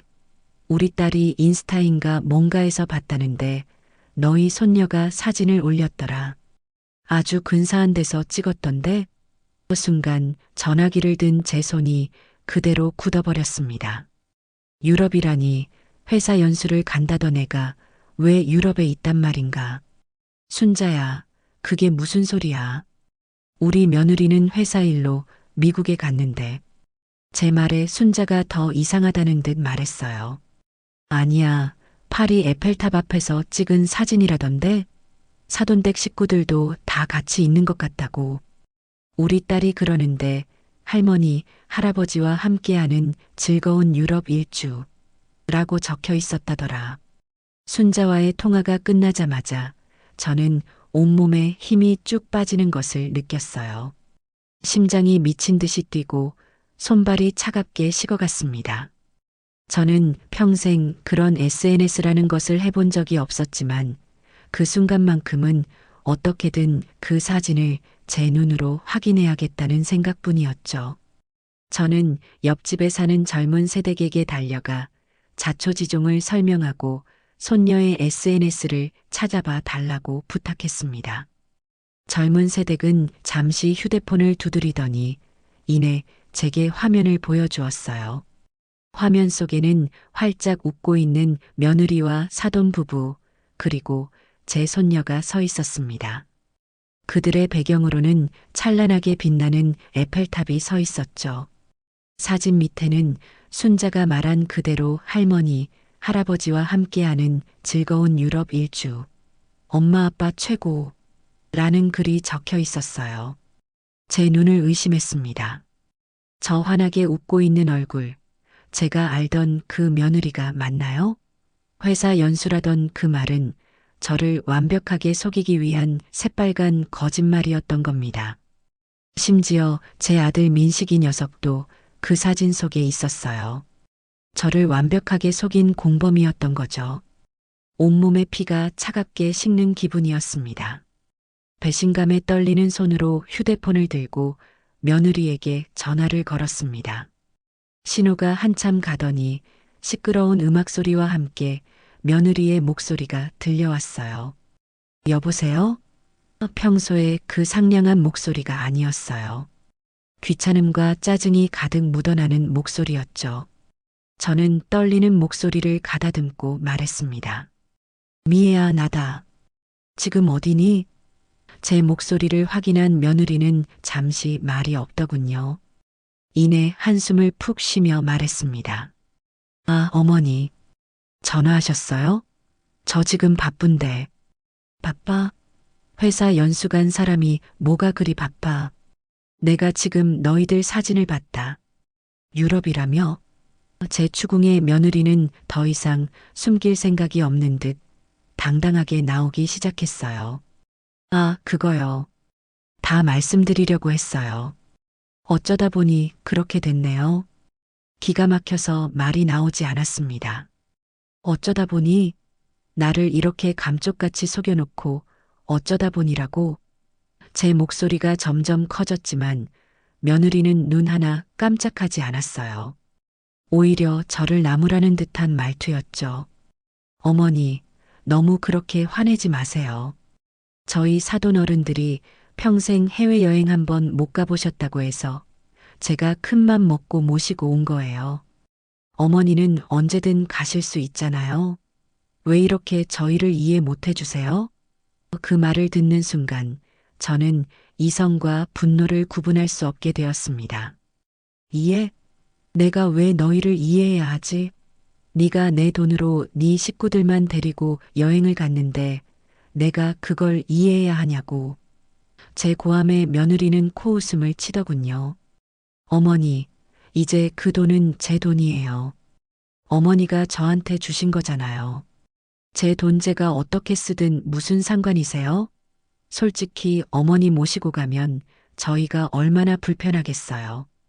이제 그만 끊을게요. 국제전화 요금 많이 나와요. 그리고 전화는 일방적으로 끊겼습니다. 뚜뚜뚜. 끊어진 신호음을 들으며 저는 그 자리에 한참을 서 있었습니다. 눈물조차 나오지 않았어요. 대신 제 안에서 무언가 단단하고 차가운 것이 만들어지는 것을 느꼈습니다. 그래, 유미애.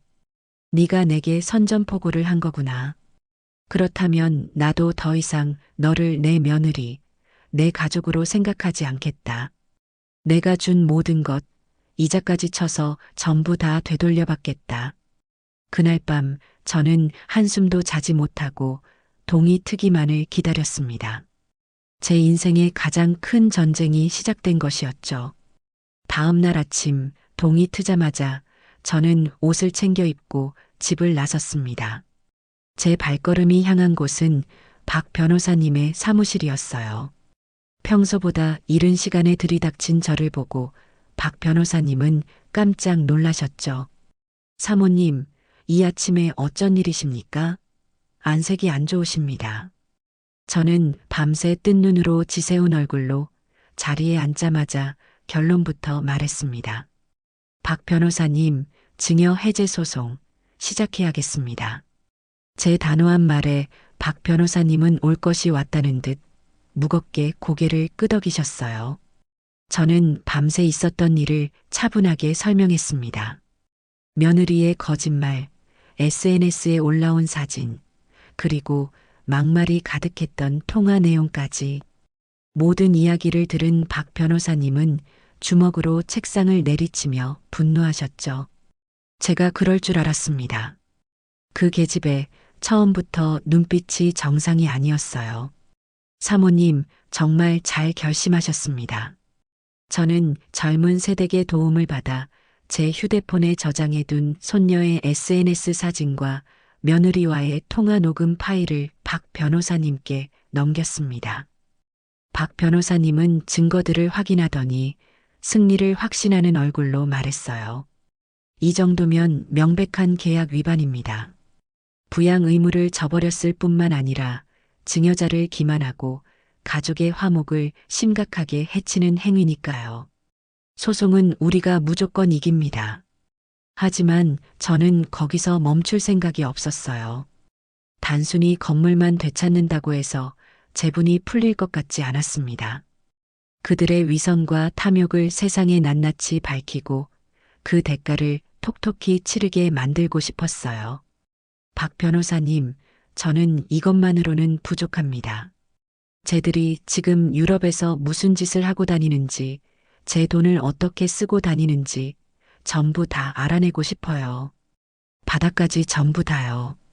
제 눈빛에서 무언가를 읽으셨는지 박 변호사님은 잠시 생각에 잠기더니 이내 수화기를 들었습니다. 사모님, 아주 유능한 친구가 하나 있습니다. 이런 일을 전문적으로 처리하는 친구죠.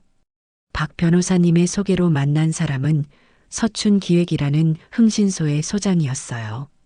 날카로운 눈매에 다부진 체격을 가진 한눈에 봐도 보통 내기가 아닌 여자였죠. 저는 그녀에게 자초지종을 설명하고 며느리 일가의 행적을 낱낱이 추적해달라고 의뢰했습니다. 단순히 뭘 사는지 뭘 먹는지만 알아내서는 안 됩니다. 누구를 만나는지 무슨 대화를 나누는지 가능하다면 전부 다 알아내 주세요. 돈은 얼마가 들어도 좋습니다. 제 말에 서 소장은 고개를 끄덕이며 자신감 있는 미소를 보였어요. 사모님, 걱정 마십시오. 저희는 고객이 원하는 것, 그 이상을 가져다 드립니다. 일주일 안에 첫 보고를 올리겠습니다. 그렇게 모든 준비는 끝났습니다. 이제 칼자루는 제가 쥐게 된 것이죠. 저는 그 길로 사무실을 나와 아들 민식이에게 전화를 걸었습니다. 마지막으로 아들의 의중을 확인하고 싶었어요. 전화를 받은 아들의 목소리는 어딘지 모르게 불안해 보였습니다. 엄마. 웬일이야? 저는 아무것도 모르는 척 최대한 평온한 목소리로 말했어요. 민식아, 유럽은 좋으냐? 네 마누라는 옆에 있고? 제 말에 아들은 당황하며 말을 더듬더군요. 아니. 미애는 지금 세미나 갔어. 엄마, 어떻게 알았어? 그 순간에도 거짓말로 상황을 모면하려는 아들의 모습에 실망감을 감출 수 없었어요. 내가 어떻게 알았는지가 중요해? 너 엄마한테 왜 거짓말했어? 내 마누라랑 작당하고 엄마를 이렇게 완벽하게 속이니까 기분이 좋았니? 제 추궁에 아들은 한숨을 쉬며 변명을 늘어놓기 시작했습니다. 엄마, 오해야. 미애가 엄마 서운해하실까봐 그런 거야. 장모님 평생 소원이라고 해서 좋은 마음으로 시작한 일이라고. 엄마가 좀 이해해주면 안 돼? 제발 미애 힘들게 하지 마, 엄마. 아들의 입에서 나온 미애 힘들게 하지 마라는 말에 저는 더 이상 대화를 이어갈 필요가 없다고 느꼈습니다. 아들은 이미 제 아들이 아니라 유미애의 남편, 그 이상도 이하도 아니었어요. 그래, 알겠다. 네 마누라 힘들지 않게 엄마가 싹 다 정리해주마. 더 이상 전화하지 마라. 저는 그 말을 끝으로 전화를 끊어버렸습니다. 가슴 한구석이 시리고 아팠지만 후회는 없었어요. 이제 정말 저 혼자만의 싸움이 시작된 것이었죠. 일주일 뒤 약속대로 서 소장에게서 첫 번째 보고서가 이메일로 도착했습니다. 저는 컴퓨터를 잘 다루지 못해 또다시 옆집 세댁의 도움을 받아 메일을 열어보았어요. 파일 안에는 수십 장의 사진과 함께 며느리 일가의 행적을 시간대별로 정리한 문서가 들어 있었습니다. 사진을 한 장 한 장 넘겨볼수록 제 입에서는 헛웃음만 터져 나왔어요. 사진 속 며느리는 파리의 명품 거리에서 머리부터 발끝까지 명품으로 치장한 채 활보하고 있었어요. 양손에는 이름만 대면 알만한 명품 브랜드의 쇼핑백이 주렁주렁 들려 있었죠. 그 옆에는 사돈 부부가 탐욕스러운 얼굴로 진열장을 구경하고 있더군요. 한 장의 사진에서는 사돈 양반이 수천만 원짜리 명품 시계를 손목에 차보고는 만족스러운 듯 웃고 있었습니다. 그들이 쓴 돈은 제 상상을 초월했어요. 하루 숙박비만 수백만 원인 호텔의 스위트룸에 묵고 한 끼에 수백만 원짜리 최고급 레스토랑에서 식사를 하며 물 쓰듯 제 돈을 쓰고 다니고 있었던 겁니다.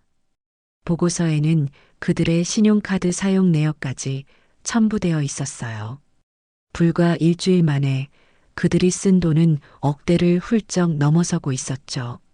제 남편과 제가 평생을 아끼고 아껴 모은 돈이 저들의 허영심을 채우는데 저렇게 쉽게 쓰이고 있다는 사실에 참을 수 없는 분노가 치밀어 올랐습니다. 하지만 저는 감정을 다스리고 곧바로 박 변호사님께 전화를 걸었어요. 박 변호사님, 증거는 충분하고도 넘칩니다. 지금 당장 다음 단계를 진행해 주십시오. 제 말에 박 변호사님은 기다렸다는 듯 힘 있는 목소리로 대답했습니다. 네, 사모님.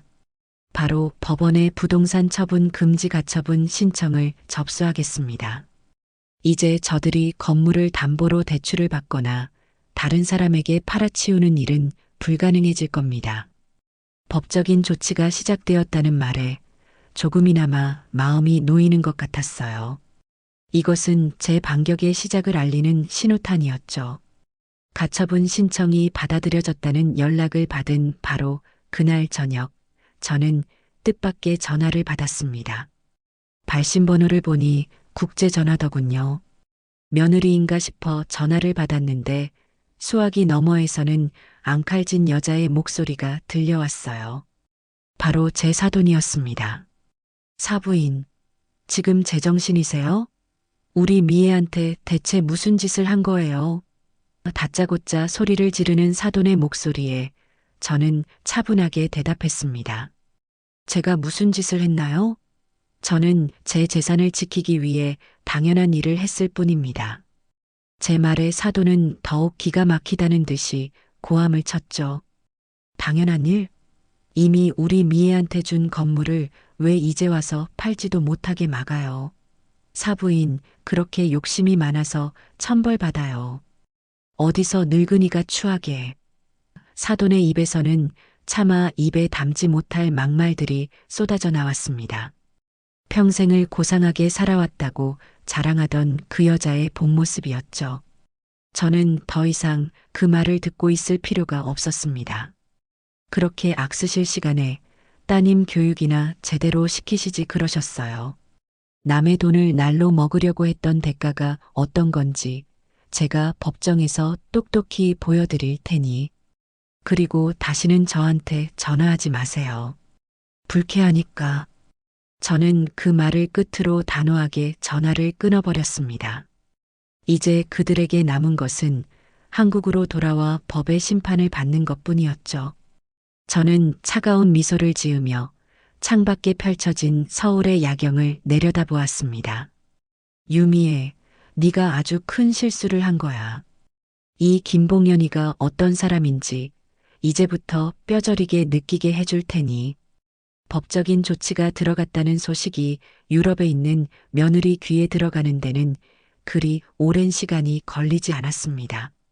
국제우편으로 발송된 서류가 그들의 호화로운 호텔 스위트룸에 도착하기까지는 며칠이 걸렸지만 박 변호사님이 이메일로도 통지서를 보내두었거든요. 제가 사돈의 광기 어린 전화를 받고 이틀쯤 지났을까요? 드디어 주인공에게서 전화가 걸려왔습니다. 발신번호를 확인하니 여전히 프랑스더군요. 저는 심호흡을 한번 하고 최대한 차분한 목소리로 전화를 받았습니다. 여보세요. 수화기 너머에서는 몇 초간 아무 소리도 들리지 않았어요. 거친 숨소리만 간간히 들려왔죠. 이내 제 고막을 찢을 듯한 며느리의 비명이 터져 나왔습니다. 어머니, 지금 저한테 무슨 짓을 하신 거예요? 이게 다 진짜예요? 저는 태연하게 대답했어요. 무슨 짓이라니? 나는 내 것을 되찾기 위한 정당한 절차를 밟고 있을 뿐이다. 제 말에 며느리는 이성을 잃은 듯 악을 쓰기 시작했습니다. 내 것이라니, 이건 이제 내 건물이라고요. 어머니가 저한테 주신 거잖아요. 그런데 이제 와서 팔지도 못하게 막아놓으면 어떡해요? 우리 아빠 사업 시작해야 하는데 어머니가 다 망쳐놨어요. 마지막 말에서 저는 며느리의 진짜 속내를 다시 한번 확인할 수 있었죠. 결국 그 돈은 아들 내외의 행복한 미래를 위한 것이 아니라 사돈네의 사업 미천이었던 겁니다. 그래서 나를 속이고 네 식구들끼리 유럽으로 날라서 사업 구상이라도 하고 있었니? 내 돈으로? 제 비아냥의 며느리는 잠시 말을 잇지 못하더니 이내 더 교활한 목소리로 말하기 시작했어요. 어머니, 정말 이렇게까지 하실 거예요? 민식 씨, 당신 아들이에요. 당신 아들 앞길 막아서 좋을 거 뭐 있어요? 이 소송, 결국 진흙탕 싸움밖에 더 되겠어요? 사람들 다 어머니 욕할 거라고요. 늙어서 욕심만 많아가지고 자식 재산 뺏는다고. 그 협박을 듣고 있자니 어이가 없어서 웃음이 나왔습니다. 사람들이 내 욕을 할지 아니면 시어머니 뒤통수 치고 그 돈으로 제 식구들 배만 불리려던 너를 욕할지 그건 법정에서 가려보면 알게 되겠지. 그리고 민식이는 더 이상 네가 입에 올릴 내 아들이 아니다. 네가 내 아들을 어떻게 망가뜨렸는지 내가 하나하나 다 밝혀줄 테니까. 할 말 없으면 끊어라. 비싼 국제전화 요금 내 돈으로 내고 있는 거 아니니? 저는 그 말을 끝으로 가차없이 전화를 끊었습니다. 아마 수화기 너머에서 분을 이기지 못해 길길이 날뛰고 있겠죠. 저는 그 모습을 상상하며 10년 묵은 체증이 조금은 내려가는 기분을 느꼈습니다. 그들은 애초에 계획했던 한 달짜리 호화 여행을 채 열흘도 채우지 못하고 부랴부랴 한국으로 돌아오는 비행기 표를 끊어야만 했어요. 탕자들의 귀환이 임박한 것이었죠. 며칠 뒤 현관문이 부서져라 두드리는 소리에 저는 잠에서 깼습니다. 시계를 보니 새벽 6시더군요. 아마 밤 비행기를 타고 도착하자마자 공항에서 저희 집으로 달려온 모양이었죠. 어머니, 문 열어보세요. 어머니. 밖에서는 며느리와 아들, 그리고 사돈의 목소리가 뒤섞여 들려왔습니다. 저는 잠옷바람 그대로 천천히 현관으로 걸어갔습니다. 문을 열자 제 앞에는 지옥에서 막 돌아온 것 같은 네 사람의 얼굴이 서 있었습니다. 장시간 비행으로 퉁퉁 붓고 피로에 절은 얼굴, 그리고 분노로 이글거리는 눈빛. 가장 먼저 입을 연 것은 박갓사돈이었습니다. 그는 대뜸 제 멱살이라도 잡을 것처럼 달려들며 소리쳤어요. 사부인, 이게 대체 무슨 경우 없는 짓이오. 사람을 유럽까지 오라가라 해놓고 뒤에서는 이런 뒤통수를 쳐? 저는 기가 막혀서 되물었습니다. 제가 언제 오라가라 했습니까? 제 돈으로 몰래 놀러 간 건 당신들 아닙니까? 제 말에 안사돈이 날카로운 목소리로 받아쳤습니다. 뭐, 몰래? 사부인, 말 조심하세요. 우리 미애가 받은 돈, 이제 우리 돈이나 마찬가지예요. 우리 딸이 고생해서 받은 건데 우리가 좀 쓰면 안 돼요? 그걸 가지고 이렇게 사람을 도둑 취급해? 며느리는 그 뒤에 서서 마치 세상에서 가장 억울한 사람인 양 눈물을 뚝뚝 흘리고 있었어요. 아들 민식이는 어쩔 줄 몰라 하며 제 눈치만 살피고 있었고요. 저는 그 꼴들을 한심하게 쳐다보며 거실로 들어오라는 손짓을 했습니다. 할 말이 있으면 들어와서들 하세요. 동네 시끄럽게 이게 무슨 추태들입니까? 네 사람은 기다렸다는 듯이 신발도 벗는 둥 마는 둥 하며 거실로 들이닥쳤습니다. 그리고는 마치 자기들 집인 양 소파에 벌러덩 주저앉더군요. 저는 그들을 마주보고 섰습니다. 그래서 용건들이 뭡니까? 이 새벽부터 몰려와서 따질 만큼 중요한 일들인가 봐요. 제 차가운 말에 안사돈이 발끈하며 일어섰습니다. 사부인, 지금 장난하세요? 당장 가처분 신청 그거 풀고 우리 미애한테 사과하세요. 노망 나셨어요? 왜 멀쩡한 애 앞길을 막고 난리예요? 저는 그 말을 듣고도 표정 하나 바꾸지 않은 채 거실의 큰 탁자를 가리켰습니다. 거기들 앉으세요. 제가 재미있는 구경을 시켜드릴 테니. 제 말에 그들은 의아한 표정으로 식탁 의자에 마지못해 앉았습니다. 저는 안방으로 들어가 서 소장에게서 받은 보고서와 사진들을 한아름 들고 나왔어요. 그리고 그들의 눈앞에 사진들을 한 장씩 아주 천천히 펼쳐놓기 시작했습니다. 마치 화투패를 돌리듯이 말이죠. 이건 파리 샹젤리제 거리 샤넬 매장이네요. 우리 미애 아주 행복해 보여.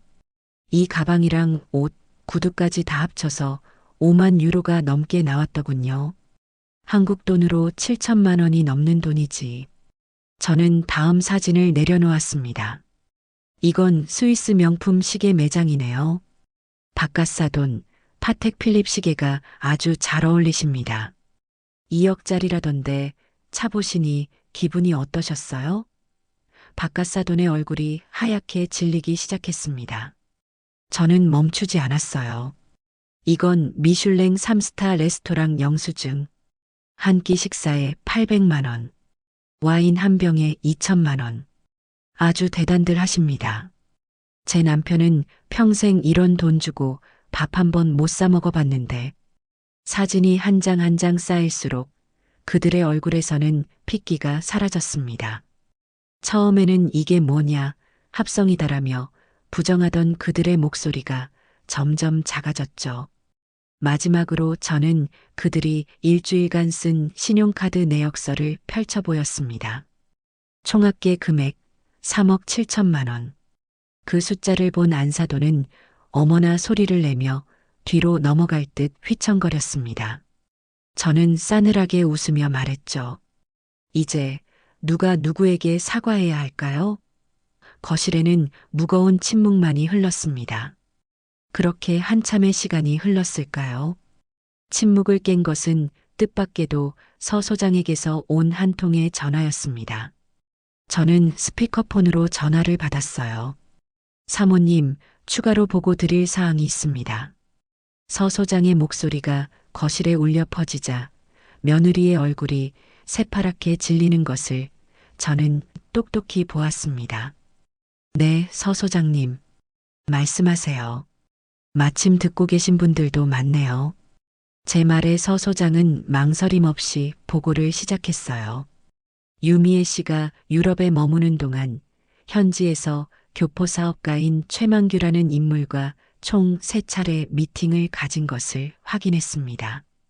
최만규는 과거 한국에서 여러 차례 투자 사기 전과가 있는 인물입니다. 그 말을 듣는 바카사돈의 얼굴이 굳어지는 것을 보니 그들도 아는 이름인 모양이었죠. 서 소장의 보고는 계속되었습니다. 두 사람은 유미애 씨가 증여받은 건물을 담보로 대출을 받아 최만규가 추진하는 신규 화장품 사업에 투자하는 내용의 가계약서까지 작성한 것으로 확인됐습니다. 모든 것이 명확해지는 순간이었습니다. 이것은 단순한 낭비나 허영이 아니었어요. 처음부터 제 재산을 빼돌려 저들의 사업 미천으로 쓰려던 아주 치밀하게 계획된 사기극이었던 겁니다. 제가 아무것도 모르고 가만히 있었다면 지금쯤 제 건물은 사기꾼의 손에 담보로 잡혀 통째로 날아갔을지도 모를 일이었죠.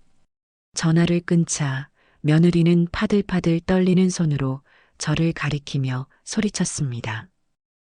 거짓말. 다 거짓말이야. 저 사람이 뭔데 우리를 뒷조사하고 다녀요. 이거 불법 아니에요?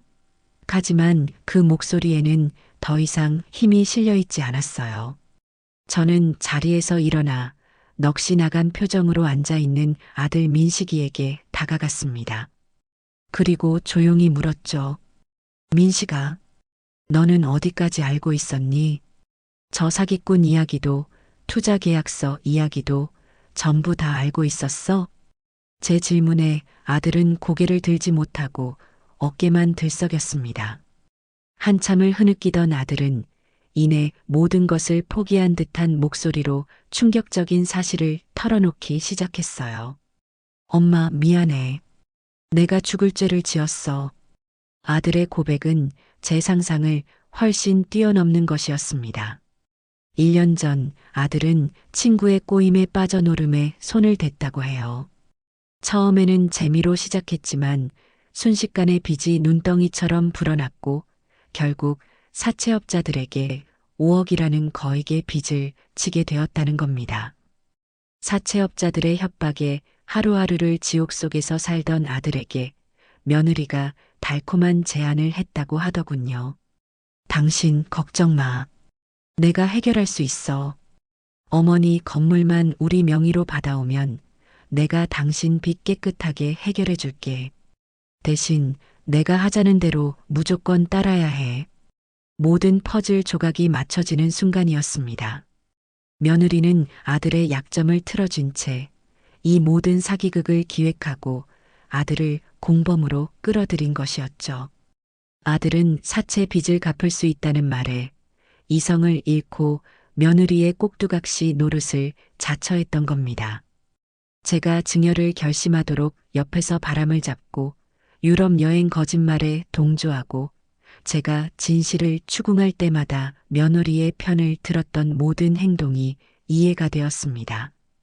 저는 아들을 바라보았습니다.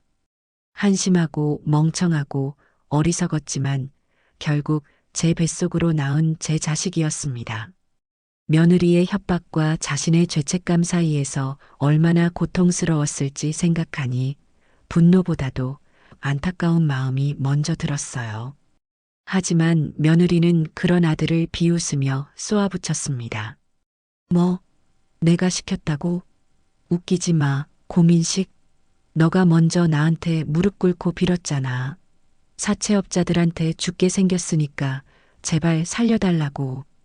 그래서 내가 어머니한테 머리 숙여가면서 돈 받아내서 네 빚 갚아준 거 아니야. 그런데 이제 와서 나한테 다 뒤집어 씌워.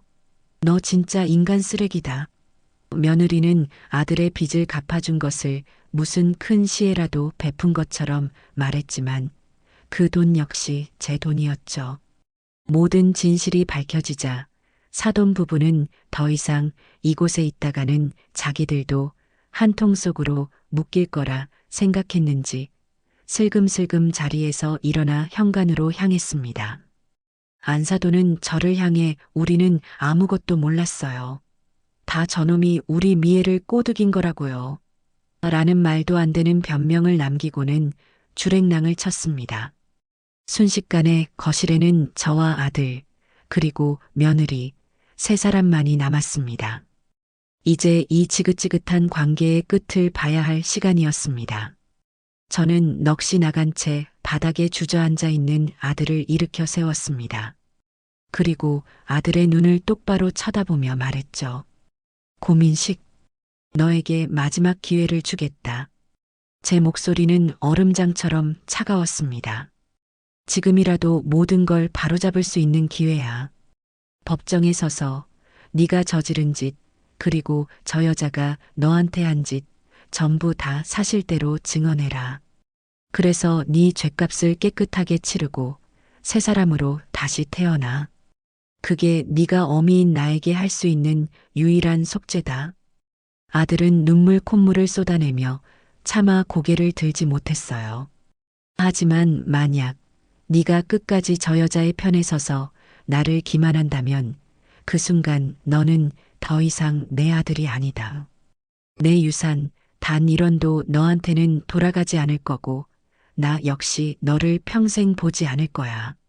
선택은 네 몫이다. 제 말이 끝나자마자 옆에 서 있던 며느리가 비웃으며 끼어들었습니다. 어머니, 지금 협박하시는 거예요? 민식 씨, 똑똑히 들었지? 당신 어머니는 당신보다 저 건물이 더 중요한 사람이야. 저 건물을 되찾을 수만 있다면 아들인 당신을 감옥에 보내는 것도 아무렇지 않은 사람이라고. 며느리는 아들의 팔을 잡아 끌며 아주 교활한 목소리로 속삭였습니다. 여보, 정신 차려. 지금 당신 어머니 말대로 하면 우리 둘 다 끝장이야. 당신 노른 빚, 그거 세상에 알려지면 당신 인생 어떻게 될 것 같아? 직장도 친구도 다 잃게 될걸? 하지만 나랑 같이 있으면 달라. 내가 어떻게든 이 소송 막아내고 우리 행복하게 살게 해줄게. 응? 내 말 믿어. 며느리는 한 손으로는 채찍을, 다른 한 손으로는 당근을 흔들며 아들을 회유하기 시작했습니다. 제 아들은 두 여자 사이에서 마치 폭풍우 속의 돛담배처럼 위태롭게 흔들리고 있었죠. 저는 아들의 선택을 그저 묵묵히 기다릴 뿐이었습니다. 아들은 한참 동안 아무 말도 하지 못하고 고개만 숙인 채 흐느꼈습니다. 며느리와 저를 번갈아 쳐다보는 그의 눈빛은 처절하게 흔들리고 있었어요. 며느리는 그런 아들의 어깨를 감싸 안으며 거의 다 넘어왔다는 듯 승리의 미소를 짓고 있었죠. 하지만 그 순간 아들은 며느리의 손을 뿌리쳤습니다. 그리고 비틀거리는 걸음으로 제 앞에 와서 무릎을 꿇었습니다. 엄마, 내가 잘못했어. 내가 다 잘못했어. 엄마 말대로 할게. 법정에 서서 내가 아는 거 전부 다 말할게. 벌 달게 받을게.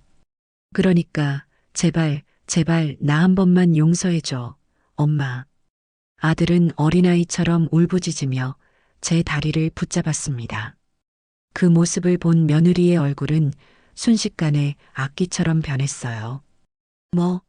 고민식, 너 지금 제정신이야? 나를 배신하겠다고? 야, 너 내가 누군지 잊었어? 내가 네 목숨줄 쥐고 있는 거 안 보여. 며느리의 바라게도 아들은 저에게서 눈을 떼지 않았습니다. 아주 오랜 시간이 걸렸지만 제 아들이 드디어 올바른 선택을 한 것이었죠. 저는 아들의 어깨를 두드리며 말했습니다. 그래, 잘 생각했다. 이제부터 시작이야. 며칠 뒤 소송 기일이 잡혔다는 통지서가 날아왔습니다. 그러자 궁지에 몰린 며느리가 최후의 발악을 시작하더군요. 어느 날 저녁 초인종 소리에 문을 열어보니 며느리가 문 앞에 서 있었습니다. 며칠 굶었는지 헬쑥해진 얼굴에 눈은 퉁퉁 부어 있었죠. 저를 보자마자 며느리는 제 앞에 무릎을 꿇고 바닥에 엎드렸습니다. 어머니, 제가 죽을 죄를 지었어요. 제가 잠시 돈에 눈이 멀어서 미쳤었나 봐요. 제발 한 번만 용서해 주세요, 어머니. 며느리는 제 바짓가랑이를 붙잡고 애원하며 서럽게 울기 시작했습니다. 그 연기력은 정말 혀를 내두를 정도였죠. 하지만 저는 이미 그녀의 본 모습을 너무나도 잘 알고 있었습니다. 쇼는 그만하거라. 그런다고 해서 없던 일이 되지는 않아. 제 차가운 말에 며느리는 눈물 젖은 얼굴을 들고 저를 올려다보며 말했어요. 어머니, 저 민식 씨 없으면 못 살아요. 제발 저희 가정을 깨지 말아주세요. 제가 앞으로 정말 잘할게요. 평생 어머니 종처럼 살게요. 네. 하지만 저는 조금도 흔들리지 않았습니다. 네가 깼던 가정, 네가 책임져야지. 돌아가라. 다시는 내 집 문턱을 넘을 생각도 하지 말고. 저는 그대로 문을 닫아버렸습니다. 문 밖에서 며느리의 울부짖는 소리가 한참 동안 들려왔지만 저는 커튼을 치고 돌아섰습니다. 그렇게 눈물 연기가 통하지 않자 며느리는 다음 수순으로 넘어갔습니다. 바로 언론을 이용하는 것이었죠. 며칠 뒤부터 인터넷 연예 뉴스나 가십거리를 다루는 사이트에 자극적인 제목의 기사들이 올라오기 시작했습니다. 강남 건물주 할머니의 갑질, 아들 내외 재산 빼앗고 내쫓아 눈물로 호소하는 며느리, 비정한 시어머니 때문에 가정이 파탄 위기. 기사 내용은 정말 가관이었습니다. 제가 처음부터 아들의 결혼을 반대했으며 며느리를 구박했고 아들 내외가 열심히 모은 돈으로 산 집을 제가 빼앗으려고 소송을 걸었다는 완벽한 허구의 소설이었죠. 며느리는 언론과의 인터뷰에서 눈물을 흘리며 저는 그저 저희 아들과 행복하게 살고 싶었을 뿐이에요. 시어머니의 욕심이 저희 가정을 파괴하고 있어요. 라며 가증스러운 연기를 펼쳤습니다. 기사 밑에는 저를 향한 악플들이 수천 개씩 달렸습니다. 늙은 마기 알멈, 돈독 오른 노인네, 자식 인생 망치는 부모 등 차마 입에 담지도 못할 욕설들이었죠. 친하게 지내던 동네 친구들까지도 저를 의심의 눈초리로 쳐다보기 시작했습니다. 저는 순식간에